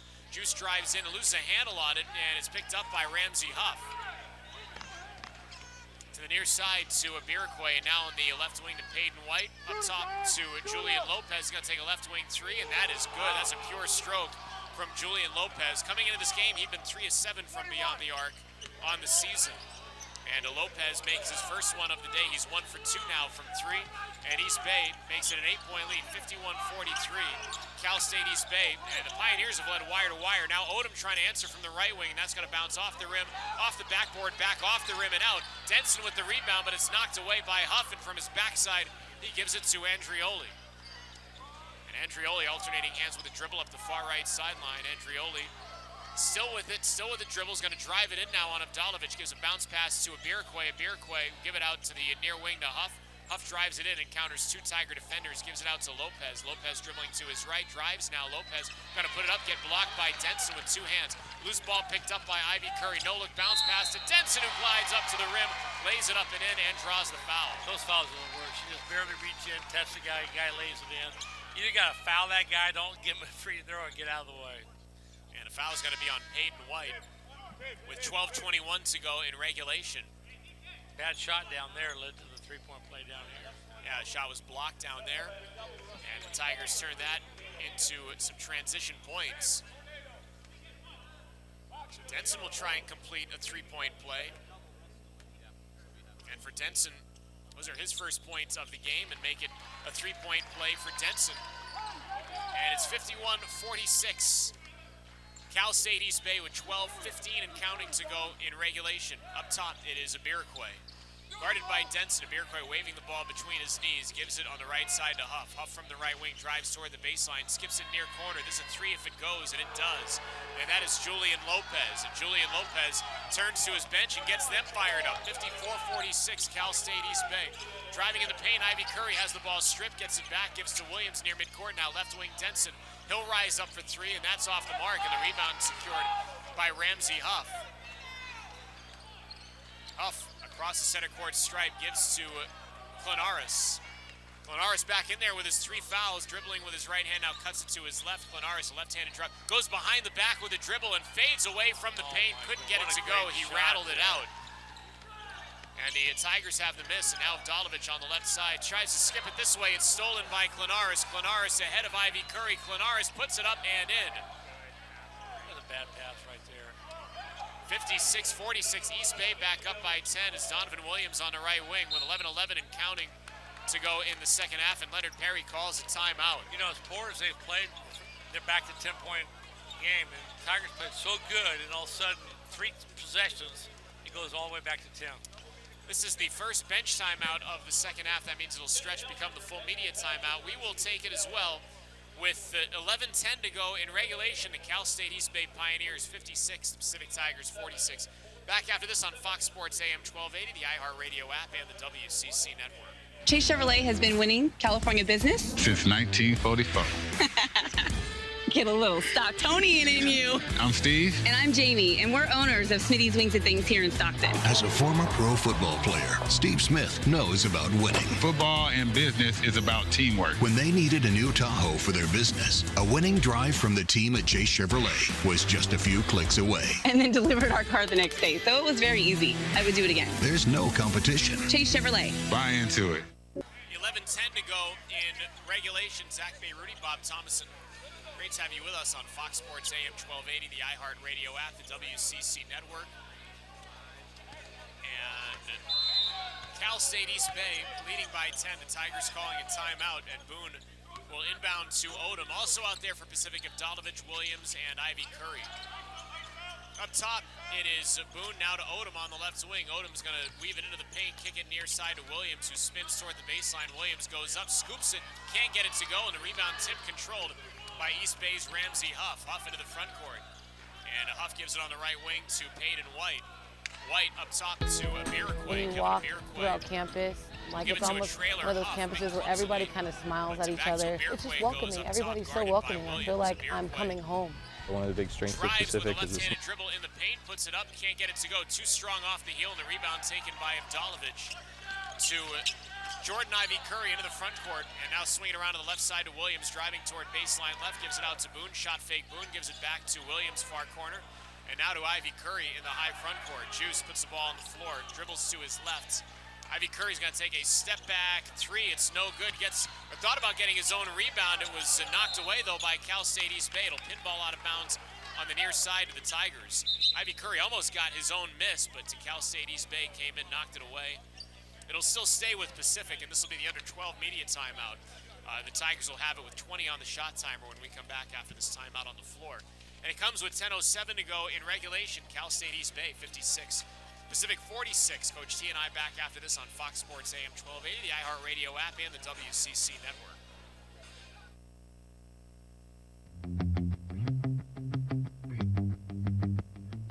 Hello everyone, my name is Silas Shaw. I use she, her pronouns, and I'm currently a sophomore at the University of the Pacific, majoring in business administration. And welcome to Grace Cavell Hall. With over 175 rooms, Grace Cavell Hall is the biggest residential hall on Pacific's campus. Living on campus is one big part of what makes Pacific feel like home. It helps you fit into the campus community right away. The rooms start as a blank canvas, but once you bring your belongings, your bedding, your art, it is an amazing opportunity for you to show your personality. Quick tip, I recommend you bring a refrigerator so you can have your snacks on hand.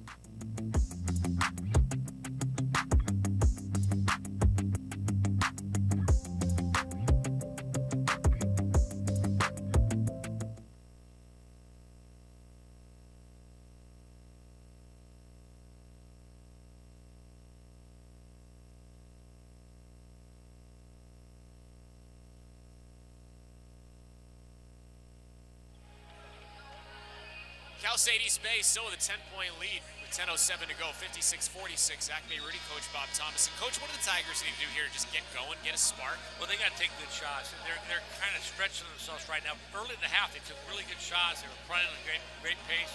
Now they're kind of reaching for the three and you know, hoping things go right. Just dominate. Go get there, drive the ball to the basket, get the ball inside, take good shots, play good defense.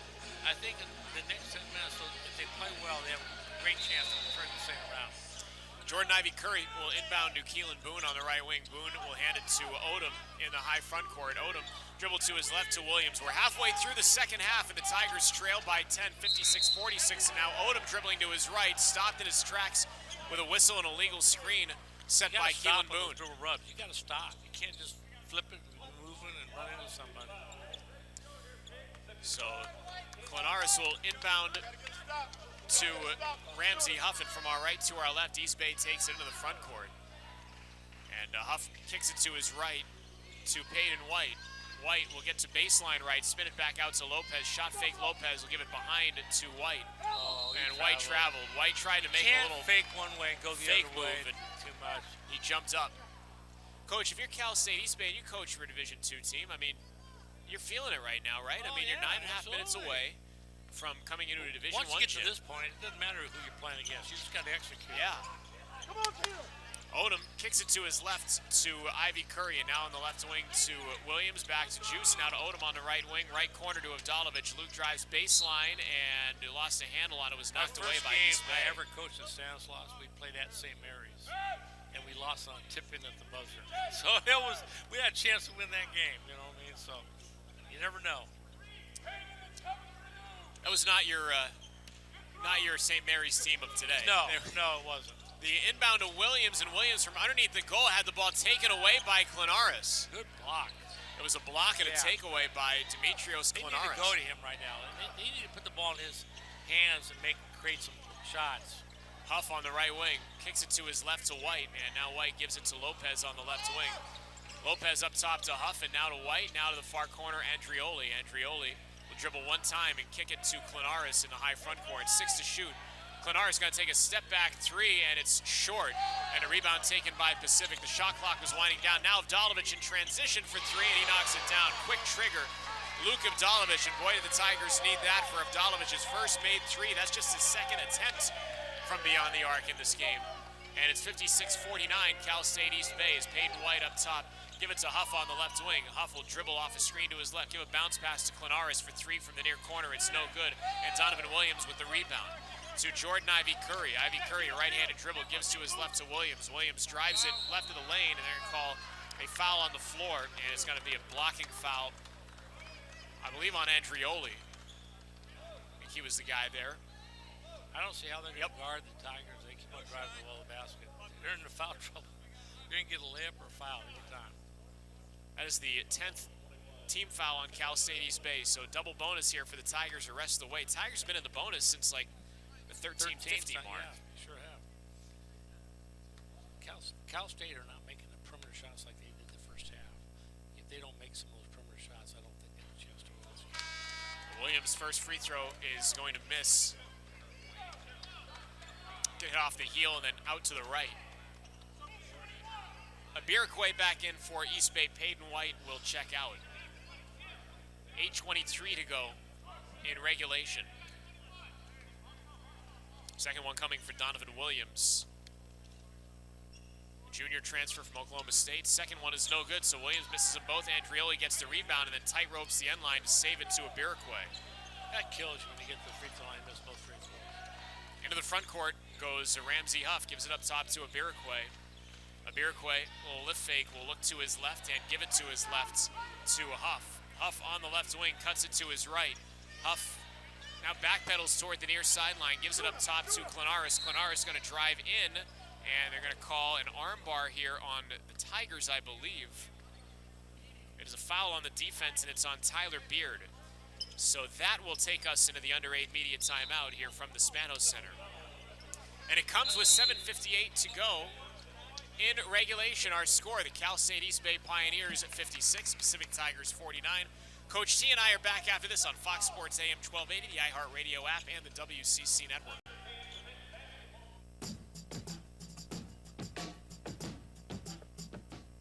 Hello everyone, my name is Isla Shah and I'm currently a sophomore at the University of the Pacific, majoring in Business Administration. And right behind me is the Morris Chapel. Let's go check it out. Morris Chapel is a multi-faith place for all students to worship, pray, and meditate. The stained glass windows were donated by a church in San Francisco in the 1930s. The chapel was designed around these windows. Morris Chapel is one of the most popular places for weddings around the area. Many of our alumni come back to get married here. The meditation room is a private setting for students of all faiths to meditate, do yoga, or pray.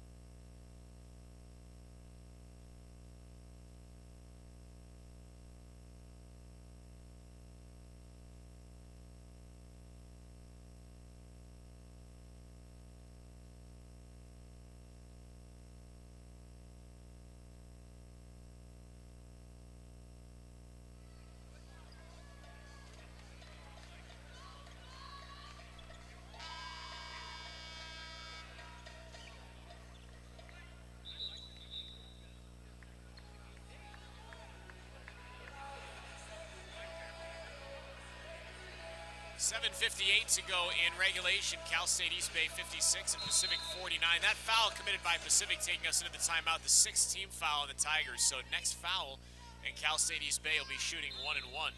As from the near sideline, it'll be inbounded by Clanaris, and he inbounds to Huff. Huff, the freshman from Riverside, in the high front court near the mouth of the Power Cat, gives it to Andrioli on the right side. Andrioli will dribble and then give it to his left to Clanaris. Clanaris still near the right wing, kicks it to the left side to Huff.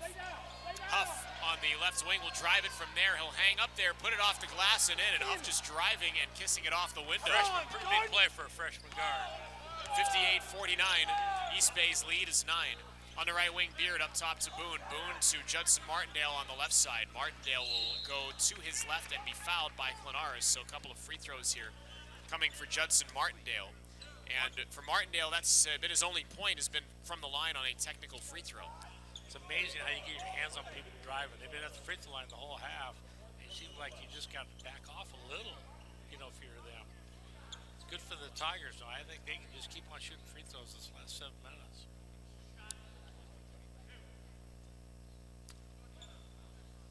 The 2 shots coming for Judson Martindale. And the first one is up and good. Cuts the Cal State East Bay lead to 8. Again, East Bay is led by as many as 15. They had at one point a 13-0 run, and East Bay has led wire to wire in this game. Second one is up and no good. Martindale missed the second, and the rebound secured by Peyton White, who who came in for Clemaris there during that set of free throws. 58-50 Cal State East Bay, ticking towards 7 minutes here to go in regulation, as it's Huff to Andrioli on the right side, near the far right sideline. Andrioli dribbles to his left, will hand it behind to Julian Lopez. Lopez moving toward the far right sideline with a left-handed dribble, now explodes to his left, weaves it back to his right. He's near the right elbow, has the ball knocked out of his hands, gets it back, and a shot clock violation. You know, he's a good shooter, but he can't be handling the ball that much on his team. That's good for the Tigers. So 6:53 to go, and the Tigers force a shot clock violation. Cal State East Bay leading by 8, and from our left to our right, it's going to be Beard picking the ball up in the backcourt, passing it, I should say, to the front court to Ivy Curry, and now up top to Martindale. Judson chest pass right wing to Beard. Beard is going to pivot off his left foot. Now he's going to drive right of the lane, put it up, and too strong. Good floater there by Beard, and he just left a little too strong, hit off the backside of the rim and popped out. So now East Bay from our right to our left to Peyton White on the left wing. White dribbling to his right. Now White crosses over, drives left of the lane, stops, gives it out to Lopez near corner. Shot fake Lopez, slings it to White, left wing. White's going to drive in on Boone, and White goes up with a right hand. Tough hook shot on a run, won't go. And Ivy Curry with the rebound. Ivy Curry slings to his left to Avdalovic. Extra pass to Martindale, driving baseline. Skips it near side to Beard, who couldn't receive it cleanly, but does get it back near midcourt. Ticking towards 6 minutes to go, and now Ivy Curry will look to his right, chest pass to Avdalovic. Avdalovic dribbles into his left, Euro step through the lane, gets it to go, a scoop up and in by Luke Avdalovic. So the Tigers trail now by 6, it's 58-52. Now Pacific's gonna have to string together some stops, Coach. Abirikwe in the high front court, chest pass to the right side to Huff. Huff near the far right sideline on the right wing, slips a bounce pass to Abirikwe, baseline right. Abirikwe dribbles in toward the paint, gives it out to Huff. A left wing three, he's wide open, and he tickles the twine.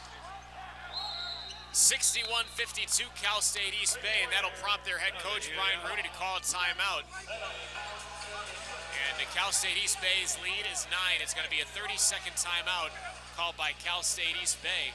And Coach, I mean, the reason I said the Tigers need to string together some stops is that we've been here before. I mean, Pacific had cut the deficit to, I want to say, 3 or 4. Yeah, they did. But they've not been able to get over the hump, and now it's going to be even harder after that made three-point bucket. Well, I mean, they got time because they get free throws on their side, but they're going to play better defense here. And I just don't think, I think they're going to have to get Clemaris back in the game. I just don't think they can win without him playing well down the stretch.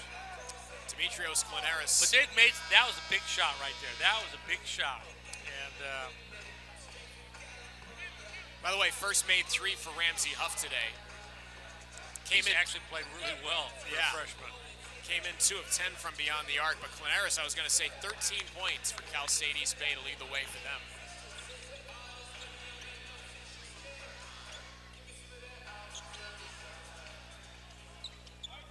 So inbound from Boone to Beard, and Tyler takes it from our left to our right into the front court. Beard gives it on the right wing to Ivy Curry, drives toward the baseline, skips it far side to Martindale, and airmails it into the bleacher seats. So the Tigers turn the ball over, and can't have that, trailing by 9 with 5:15 to go.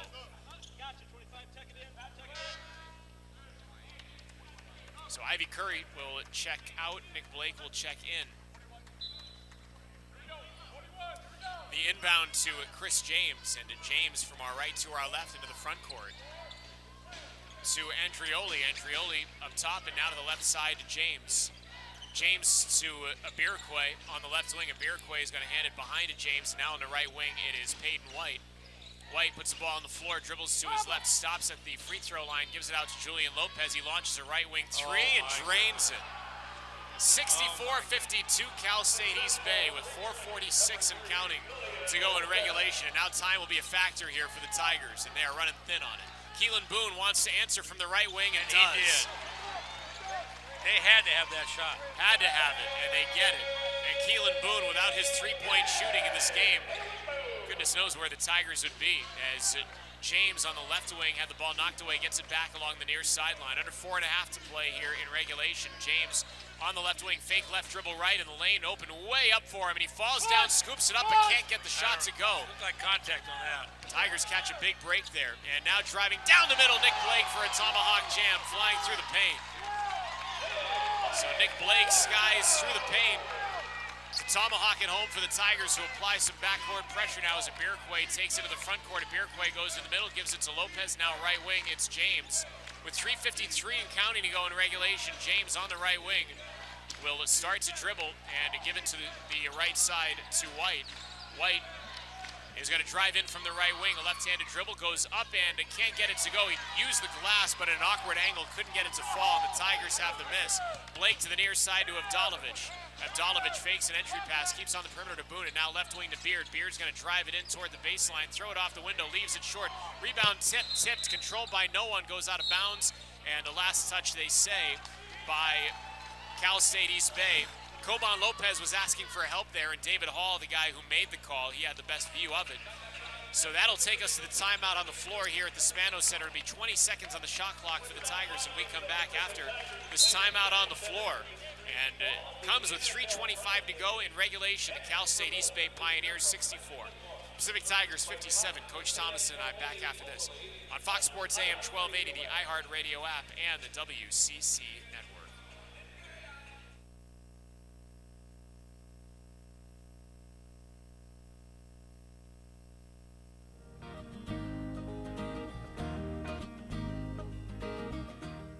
Hi, I'm Calvin Boasing. I'm a junior pre-farm student. This is the Don and Karen DeRosa University Center, and it's where we all come to hang out. So let's go and check it out. So this is the dining hall. It's the main place to get food on campus. This is the marketplace, where they serve a wide variety of food. My personal favorites are the burritos and sandwiches. Upstairs is the lair, another place to get food, and it's open late at night. You can play pool here, and there's live entertainment at the Brickyard stage. If you're looking for something to do on the weekend, there's always something happening at the lair.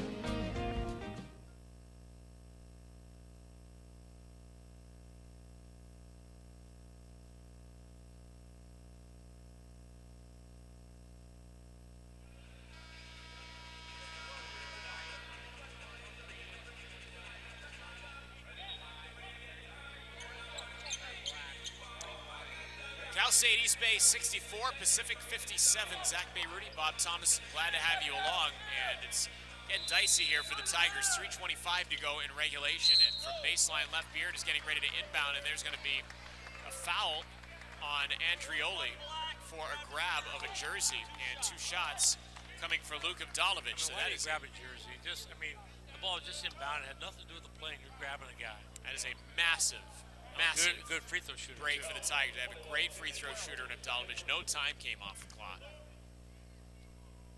First one is up, and as I say that, around the rim and out for Luke Avdalovic. You shouldn't have said great. I put that on myself. That was his first attempt of the day. Second one up and good. So Avdalovic 1 of 2. 64-58.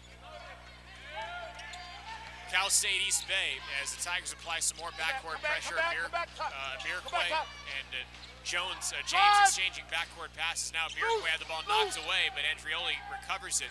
And now near midcourt, it's in the hands of Chris James, who goes toward the right wing. James, far right sideline, dumps it right of the lane to Grady Lewis. Lewis spins toward the baseline, slips and falls, and a travel. I can't believe they don't have Quinaris in. He's played so great this game. Quinaris has committed 4 fouls, but I mean, now is the time to put all the chips on the table if you're Cal State East Bay, right? 64-58, 2:56 and counting to go in regulation as Beard will give it out to Keelan Boone. He'll launch a deep 3, and that is good. What a stroke by Keelan Boone. He's starting to feel it. He's starting to feel it. Well, here we are. The Tigers have not led all game, and they trail now by 3. Now, again, let's see if the Tigers can string together stops as they pass it across midcourt to Ibirikwe.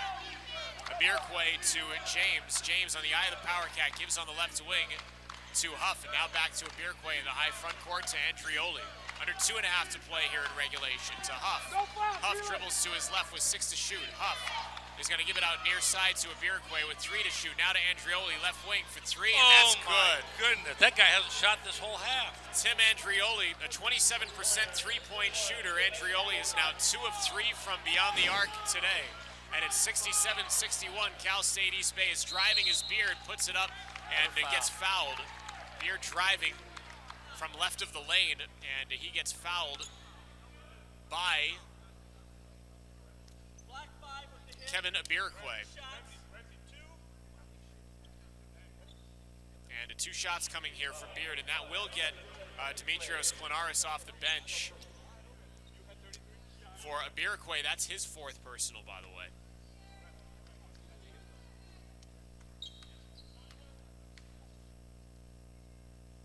First one for Beard is up and good. 67-62, Cal State East Bay.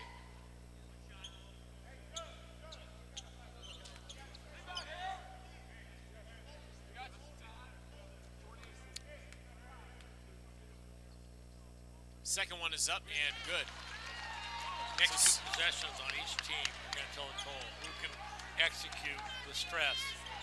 67-63, it's East Bay by 4, and now as we tick under 2 minutes to go, East Bay trying to get it from backcourt to front court with some Tiger pressure, and it's going to be across to the timeline to Chris James. Good pass across to James, and now they skip to the far side to Klinaris, and now to Bierquay. Bierquay to James, they'll skip it to the far corner, Andrioli. Andrioli is on the far sideline, is going to give it to James with 7 to shoot. And James with a head fake stops, gives to Andrioli, far side. Andrioli's going to try and take a 3. Knocked away, it was blocked, and it's going to be a shot clock violation. I believe Boone got his hand in there and blocked. They need to get the ball at 11, let him drive the ball to the basket.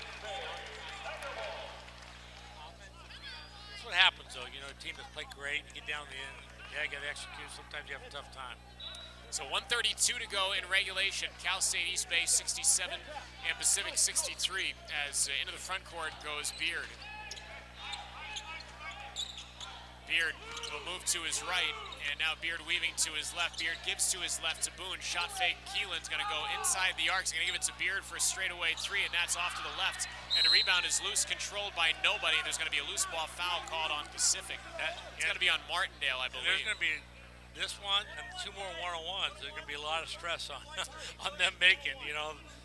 It was Martindale who picked up the foul. And you're right, Coach. That's the 17th foul on the Tigers.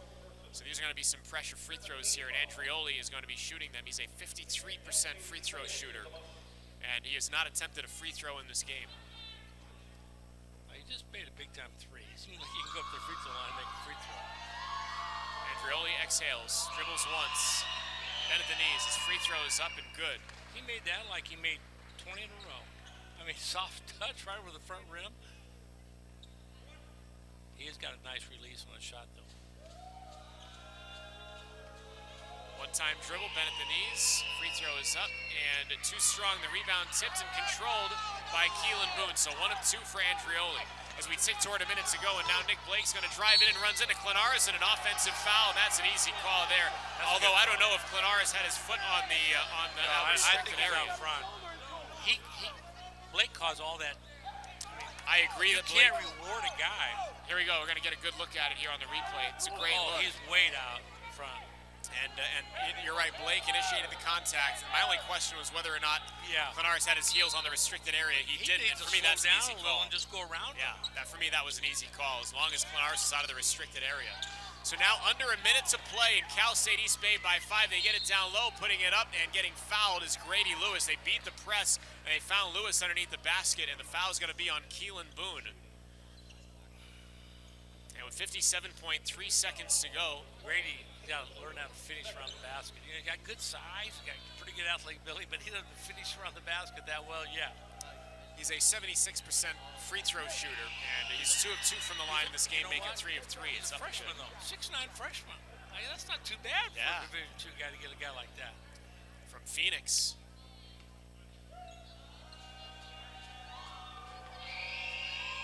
second one is up and good. So 70-63, Cal State East Bay with under a minute to go. And now the Tigers have to try and pull a rabbit out of the hat.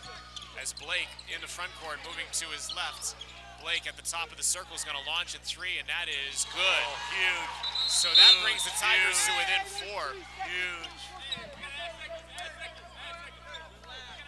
And they're going to... There's some seconds that came off the clock, and the Tiger bench was screaming to add some seconds, and the officials are going to look at the time and to make sure the time is right. But that is a big-time 3 put in by Nick Blake to make it a 4-point game with 45.1 to go. Well, earlier Boone, when they're down 12, he had a big 3 to get the game back into. And now that one right there, that shot has to go in almost to give them a chance. And now they got enough time. They can get a steal. So if you're Cal State East Bay, obviously the Tigers are going to come at you with some pressure in the backcourt. You break the press, and now are you just basically trying to hold and force them to foul you? Well, last time they went to the basket and they took advantage of it. Again, you know, if it's an easy layup, you want to take it. But you don't need to take a hard layup. You know, time is on your side right now. If you take out 30 seconds, there's only 15 seconds to go in the game. The Tigers are going to be a little more aggressive, I think. I don't think the Tigers have to foul until the ball gets across half court. Now, that's something you might want to make a decision on. They still have a one-on-one. You know what I mean? No, there's 9 fouls now. So it'll be 10 the next one. So right now there's 45.1 on the clock. Let's see if they put some seconds on there. Taking a look. By the way, head coach Brian Rooney at Cal State East Bay, we talked about him being a Stockton native and alum of St. Mary's High School. Career 261 wins between coaching at Cal State East Bay and Cal Maritime prior to that. He's done a great job tonight. Great job coaching. These guys play hard. They play together. Tigers' next game will be on Tuesday. They'll take on Stanislaus State. It'll be 6 p.m. here at the Spano Center. Coach Thomas and I will be with you for that on the radio and the WCC network.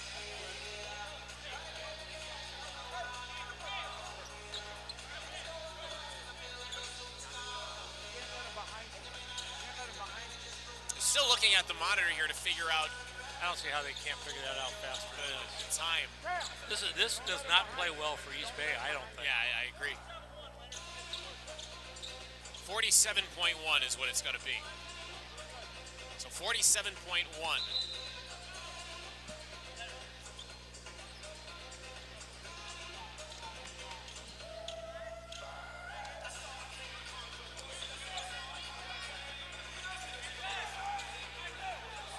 So Iroquois will inbound.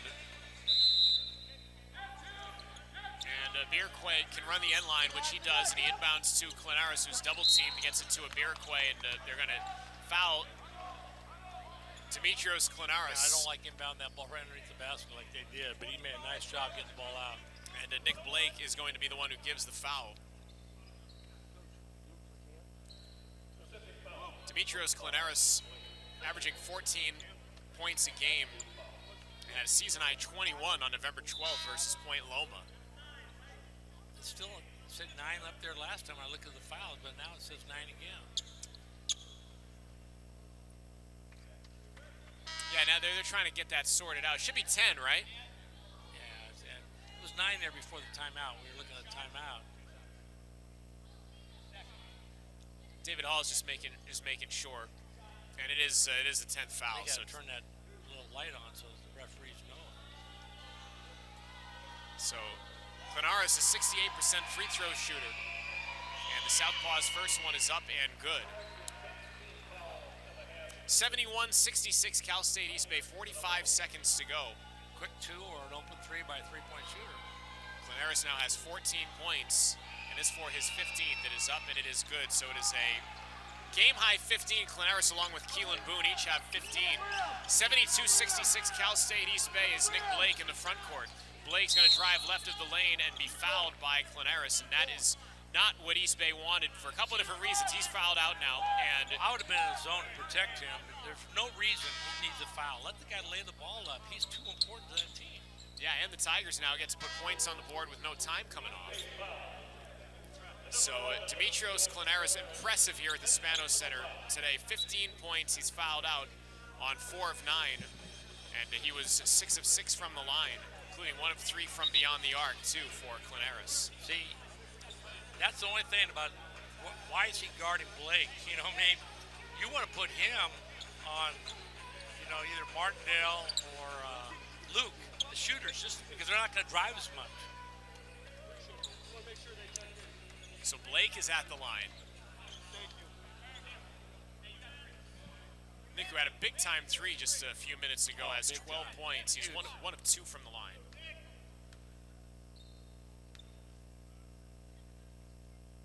First one is up and good. These two, all you need is like 1 steal in the last part of this game. 1 steal, you get back right back and you have a chance in this game. Blake to make this a 4-point game. It is up and good. So 38.2, so 8.2 seconds separate the shot clock and the game clock. They inbound to line, dribbling toward the end line. Is going to get it in the front court to Ramsey Huff, and they're going to foul Ramsey Huff. And a foul is going to be on Keelan Boone. So Huff's going to go to the line where he is 2 of 2. Again, Huff had not attempted free throws on the season prior to this game. They're getting more difficult. You know, they're getting more difficult. Only thing that saves them a little to have them 2. You know? So 31.5 seconds to go, and Cal State East Bay leading by 4. A chance to add. Free throw is up and good. Tell you, they have made some free throws down the stretch. Remember I said how hard those free throws were? Yeah. Not for them. No, they've been calm under pressure here. Second one is up and good. So Cal State East Bay 74, Pacific 68. And from our left to our right come the Tigers. And it's going to be Blake moving to his right. Leonard wants him to go to the rim. Blake's trying to find some space to drive. He does. Scoops it with the left hand off the glass and in with 22.1 to go. And now they inbound to Andrioli. Takes it across midcourt. Andrioli is going to take it to the bucket, put it up and in, and count it. And he's going to go to the line, and that's probably about it for the Tigers here today. You can't foul them on the shot right there. Cal State East Bay broke the pressure and count the basket, and the foul is going to be on Luke Avdalovic. So a chance at a 3-point play here for Andrioli. And it's a 6-point game, will be a 7-point game if Andrioli makes this free throw. I'm not sure when the last time the Tigers lost to a Division II team was. The free throw is up and good, but history's about to be rewritten here in Stockton today. 77-70 Cal State East Bay, and Blake is going to take it into the front court. Blake is going to take a step back 3 from the left wing. That's good with 11.8 to go. It's a 4-point game, and Leonard Perry wants a timeout. That was another big 3. So now, I mean, it's a 4-point game, 11.8 to go. If you're the Tigers, obviously you need to get a steal or a stop, and you need to get lucky again, but it's not done yet. It's going to be a full timeout. Coach, I mean, again, we still have 11.8 seconds to go here. East Bay leading by 4, 77-73. But if the Tigers do go on to lose this game, if you're Leonard Perry, what's the message to the club after this? And obviously in the context of the Tigers, this being the back end of a back-to-back, which is rare at the college level, but, you know, how do you regroup after this? Well, I mean, it's not like they're not used to losing some home games this year. I mean, this team, where they're playing, is not that much different from some of the other teams they played, even though they were a Division I team. But from playing what you played last night to what you're playing today, you know, you just sometimes, you look at it every day in sports. You look at the pro sports, they're playing a team that they think they can win. It's going overtime. I mean, you got to bring your game, you know. I used to tell people all the time, do not look at the jersey you're playing. It's like, think about, before the game starts, think about shaking their hand and they win. Think about that feeling. And if you don't like that feeling, here's the game starting. Go do play. Something about Go it. play, yeah. And I had a rule, I had a saying, my guys hated it. The best team always won. They go, no, coach, you can lose to a 1-20 team. Well, that night, they were the best team. You go shake their hand and tell them good job. And that's why you got to go prove it. You got to get to the point where you enjoy proving it every night. Well, right now, Cal State East Bay will inbound leading by 4 with 11.8 seconds to go. And it's going to be a Bierquay to run the end line and inbound to Andrioli, who lost a handle on it, gets it back. Andrioli. He's lucky he got that ball. He got lucky he got that ball. Yeah, very lucky. He's going to be fouled by Judson Martindale with 8.4 to go.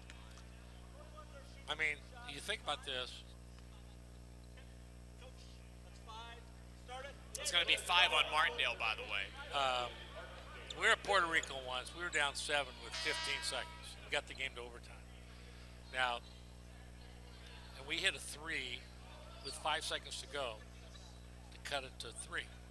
And we got a 5-second violation and then hit another 3. But, I mean, it's always possible. That's what I'm saying. It's like you might miss both free throws here. You come down, hit a 3, and you're at 1 down, you know. Luke Avdalovic checked in for Martindale.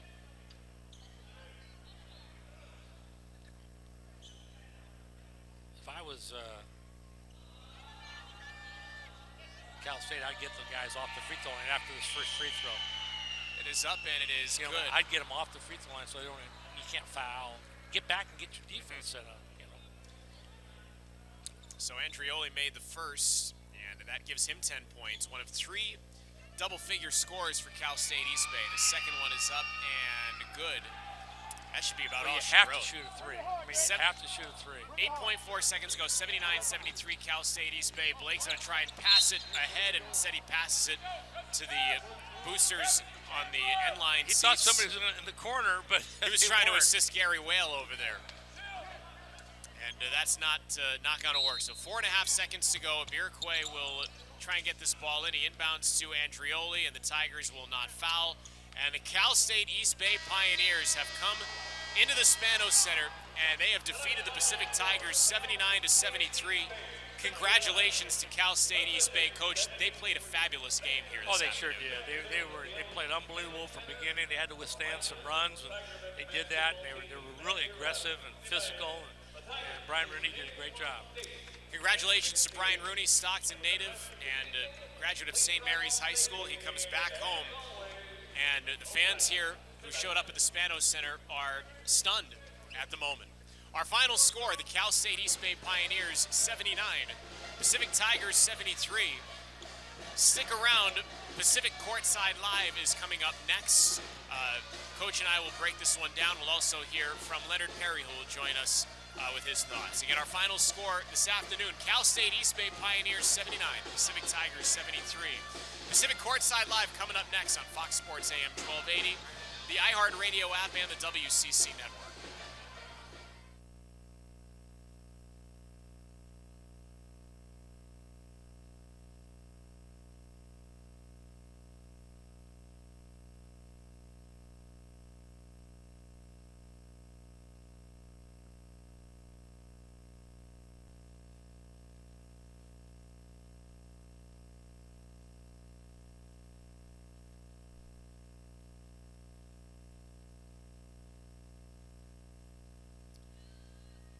Welcome inside the Alex G. Spanos Center. We are courtside. Zach Bayruti, along with the coach Bob Thomason. Thanks for being with us today. Our final score: the Cal State East Bay Pioneers 79, Pacific Tigers 73. And hey, you know what do you say? This is the back end of a back-to-back. Maybe if you want to put it in that context. But Coach, Cal State East Bay led this game wire to wire, and we saw Pacific make a little bit of a run. They trailed by as many as 15, and they just couldn't get over the hump. And for me, you just have to give all the credit in the world to Cal State East Bay.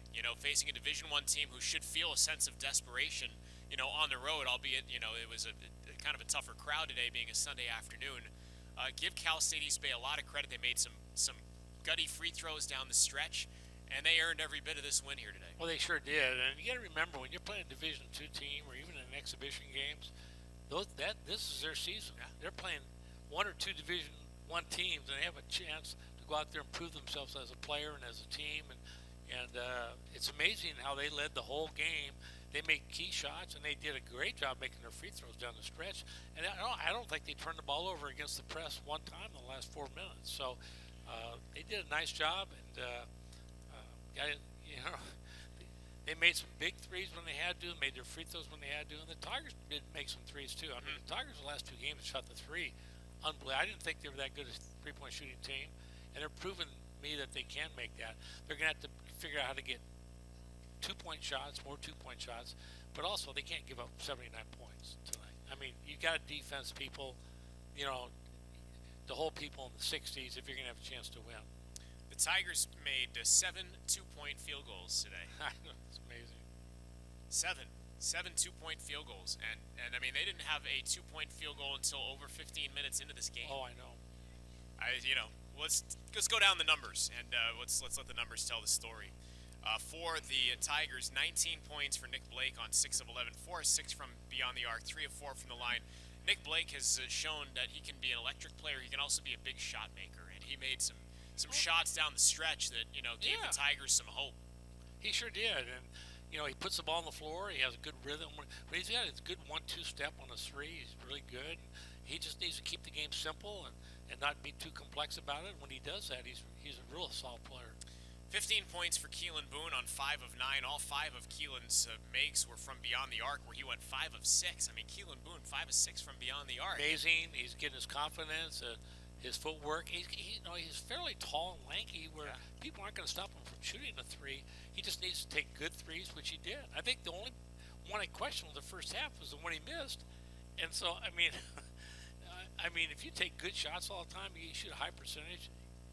As the season goes on, he's going to have more effect. Now he's got to learn how to shot fake and get in there and get fouled and pass the ball to his teammates and make them better also. Yeah, I feel like there's another dimension to Keelan's game that can still be unlocked. Yeah. And that might be exactly what it is. Tyler Beard, 11 points on just 2 of 9 from the floor, but both of his makes were from 3, where he was 2 of 5. He was 5 of 6 from the line. So those are the double-figure scores for the Tigers. It should be noted that Beard also led Pacific with 5 assists. The Tigers did have 16 assists, but also had 15 turnovers in this game as a team. Too many turnovers. You got to cut that down. Yeah. Plus, they put pressure on you, but you got to play this game with less than 12 turnovers for sure. Luke Avdalovich had 8 points on 3 of 4. Luke was 1 of 2 from beyond the arc and 1 of 2 from the line.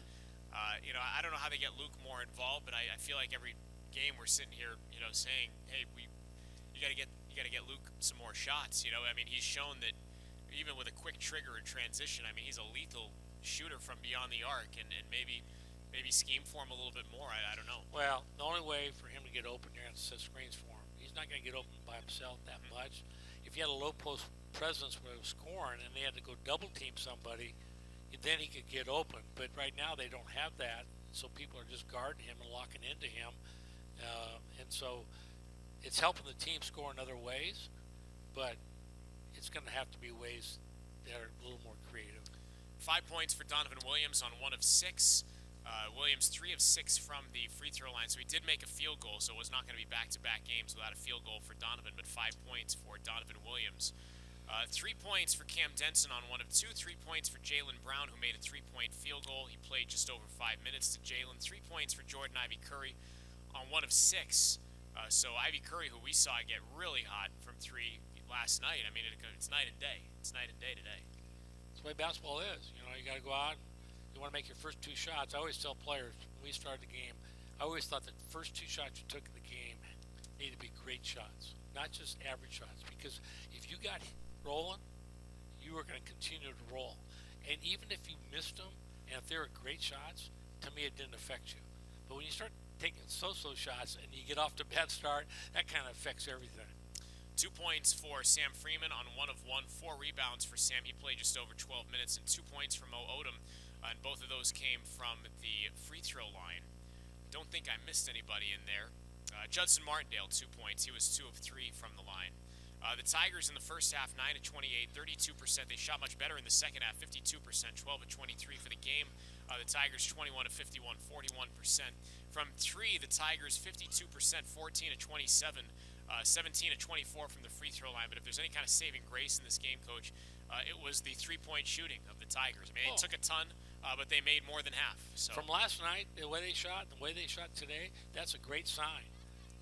They're just going to have to keep on driving the ball to the basket, finish inside, keep on passing the ball to each other, and get those assists. If they get those assists over 20, cut those turnovers down under 12, then you have a chance to separate yourself. Meanwhile, on the other side, Cal State East Bay, 3 players in double figures. I was very impressed by Demetrius Klinaris, from Thessaloniki, Greece. 4 of 9 from the floor, 1 of 3 from beyond the arc, 6 of 6 from the line. He had 6 rebounds and 3 assists. I mean, you identified him as you always do because you have a keen eye, but you identified him right out of the gate at the first media time. You're like, this guy's a good player, and sure enough. Yeah, and I thought there was times where they almost had him out a little too much, but then he ended up fouling out. So he's got to be able to play through fouls. You always want your best players to know how to play with foul trouble by not making a foul out there. Even if you have to give up 2 points sometimes, stay on the court because they're just too valuable. Tim Andrioli, 14 points on 4 of 7. He was 2 of 4 from beyond the arc and 4 of 5 from the line. And 10 points for Grady Lewis on 3 of 6. He was 4 of 4 from the line, and Lewis made some pressure free throws down the stretch. He had 6 rebounds as well. I forgot about Ramsey Huff, I beg your pardon. 11 points. There were 4 double-figure scores. Ramsey Huff snuck away from us. 3 of 6, 1 of 1 from beyond the arc, and 4 of 4 from the line. I thought he played really, really well. Really good. And then they have 2 guys with 9 and 1 guy with 8. So you're really talking about a full-on 7 guys with double effort figures from almost. Cal 6 State guys, East Bay. And 9 points for Julian Lopez on 3 of 5, as Coach mentioned. And all 3 of Julian Lopez's field goals were threes, and he came in and it identified him as a guy that is a good shooter, and he showed out today. 9 points for Kevin Abirikwe on 4 of 7. Abirikwe 1 of 1 from the line. He had 6 rebounds and 3 assists as well. 8 points for Chris James on 3 of 6. He was 1 of 2 from 3, 1 of 2 from the line. And 3 points for Peyton White on 1 of 4, and his field goal was a 3-pointer.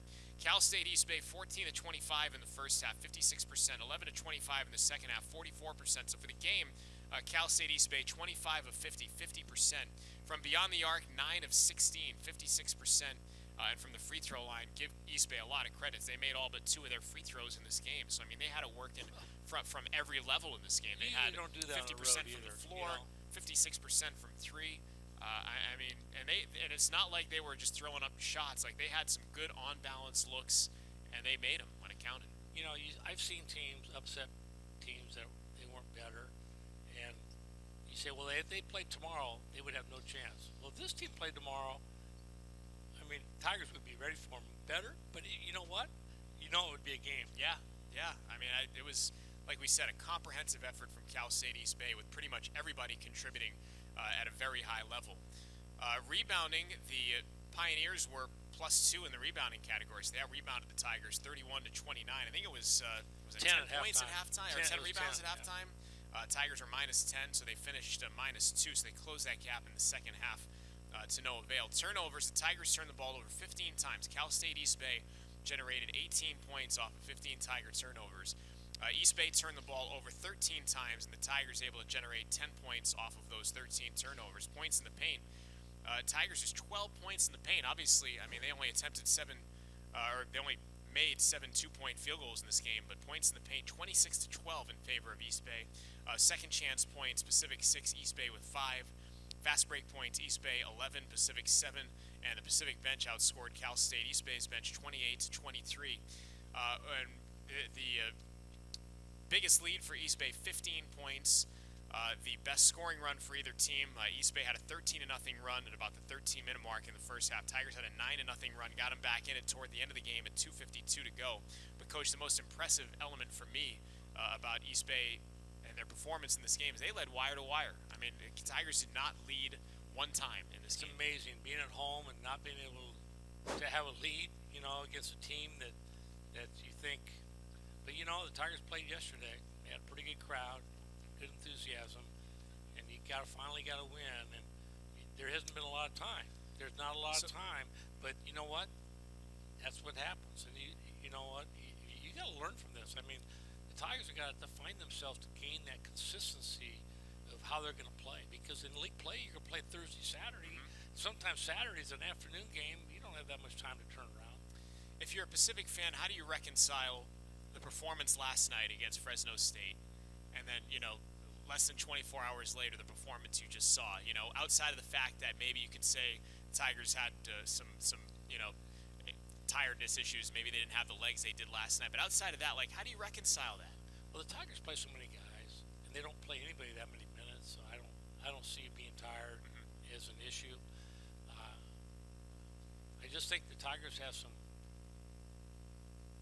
offensive problems of scoring easy baskets. You know, the easy baskets they get are fast breaks or a drive around the basket. And they didn't get all those drives tonight like they've been getting. And they did. If they wouldn't have shot the three well, what would this score been? Blowout. This score would have been tough. So they had to shoot free, get the free throw line. They shot free throws for the last 14 minutes of the half. That's another thing that's. I mean, and then they made threes, but you know, as you say, it's pretty tough. So they're gonna have to come to grips with each other and get better and figure out how way to get better. Yeah, the bonus with 14 minutes is another just element that makes your wheels turn. As Leonard Perry going to be joining us here on Pacific Courtside Live. Again, our final score: Cal State East Bay 79 and Pacific 73. Coach Perry, this obviously was a tough one here. You knew your guys might have, not the legs they had last night, with this being the second game of a back-to-back. But just take us through from a broad picture your thoughts at the end of this game. You know, Zach, I thought we were. I thought we were flat from jump. We could not get anything going. We got down. I think the lead swelled to 14-4, and we never recovered. They were more aggressive. They were more comfortable. We couldn't make them uncomfortable. They got in the groove. They got in the rhythm. We couldn't get them out of it. We just could not string any stops together, no matter what it was. If it was low in the clock, to the mid area of the clock, when they had to have a bucket, they got every one, and we could never recover tonight. Fatigue some of it, but not enough. Not enough of it, because we played guys that didn't play that much last night. We gave everybody an opportunity, I believe, but Mackay and we could not string any stops together. First half they shot 56%, 57 from three. Second half they were 5 of 9 from three. They hit some big ones down the stretch that we could not get stops. I thought we rebounded a little bit better in the second half, but and offensively, you just have to. I have to give them credit, because they had us on our heels. We caught the ball outside of operating areas. First half, I thought we took some bad shots because they were into us. And we handled it last night. We didn't handle it tonight. Second half, we could never get anything going consistently offensively. We consequently, we lost this game. It's funny you say that, because at one point in the second half I was like, Coach, they're going to have to string together some stops, because the makes weren't a problem. I mean, you guys did make some shots, but it was stringing together the stops. What made it so difficult that they were doing for you guys to not be able to generate those stops? We just seemed to be a step slow. We're just a step slow, and some of their shots turned into dare shots. Like, our guys kind of not believing that they'd make that shot, and they made it. As the game went on, we were late, late on the catch, and then we got driven to the basket. We have really struggled this year guarding the ball. It's been a big Achilles heel of ours. We just haven't been able to stay in between our man and the basket, and we have to keep working at it. It's a tough one. It stings. But the flip side is, you got Monday off, and then you got Tuesday. You got another D2 that's probably more talented than this team. It's Stanislaus. Coach Thomason was saying, it's not like Cal State East Bay was running some scrubs out there. I mean, they had some guys that were pretty good players, and Demetrius Klinaris was a guy that Coach Thomason identified right after the first media timeout. Off air, he looked at me. He said, "This kid's a really good player," and Klinaris led them today with 15 points. But they had some kids that could really play. And Coach, I know you were a big fan. I was surprised. When I played Coach Division II, I'd have a 5'6" point guard or 5'8" point guard. It was a little light. They were pretty good, but they were a little light. You come out here, and these guys are 6'4", and they're not. There's no light guys out there. I mean, it's not like you can go push somebody around. Their center for a freshman is 6'9", and their physicalness. I was really impressed with their physicalness. They really played with a physical part of the game, and they made big shots. I mean, you got Huff, the freshman, hitting a big three out there. Then I said, well, when they get to this free throw line, they got some one-on-ones to go through. It's gonna be tough for them. They're out there knocking free throws in like the bottom of the net. You know, I said, amazing. Yeah.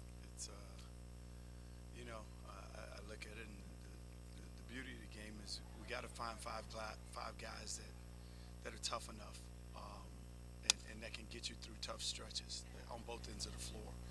And we're still searching for it. You know, we're still moving guys around, still searching for it. We just don't have a five or a guy, you know, on our team that will step out here and just won't let you lose a game like this. Like, we don't have that guy. He hadn't emerged yet. A guy we could ride him and get out of here, you know, with a tough game and still get the win. You know, we don't have that, and we're still looking for it. We'll keep searching for different combinations and try to get them in a comfort zone on both ends of the floor. But that team played a really good game, and we weren't able to overcome it from beginning to the end, really. Yeah, especially when you're at the 13-50, you're shooting free throws the rest of the game, and you're doing a pretty good job of that, getting to the line, getting the free throw line. The last two games you have shot the three very well, which I didn't know before the season started. We were watching earlier that you could shoot it that well. That's going to be a great sign, but also you just got to get those 2-point shots and get those. I always had a chart where you had to get 8 easy baskets a game, because if you don't get 8 easy baskets a game, it becomes too tough, you know. And but defense and stopping people from scoring is always. And I had teams where every time I needed the other team to miss a shot, the ball would not go in. We would win the game. And I had other years that every time that ball went right in. Right. You know, it would go right in, and you're going, wait a second. Every time, every time, it feels like when these games have been, you know, on, or you get it right there. You know, guy makes a hoisted three, a fadeaway three, and it's down.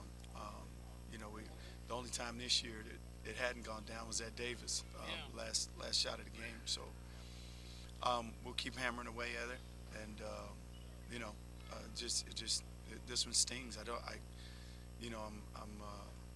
I'm disappointed in how we started the game. I'm really disappointed in how we started the game.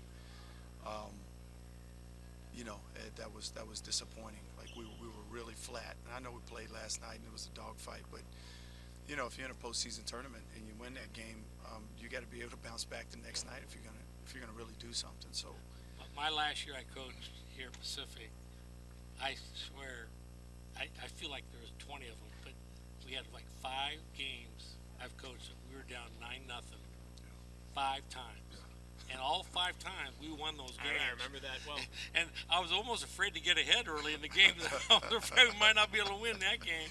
So sometimes you know, you used to tell players, sometimes it's not the score, but how you're playing. If you're not playing active and playing hard, and you have to get the attention. I mean, you don't want no more attention. You've had enough attention already. But hey, guys, every team you play is like playing Duke, man. You gotta go out and play. Well, literally, I put on the board, Coach. I wrote Gonzaga. I said, if you don't approach, I put that on there before. This was at practice.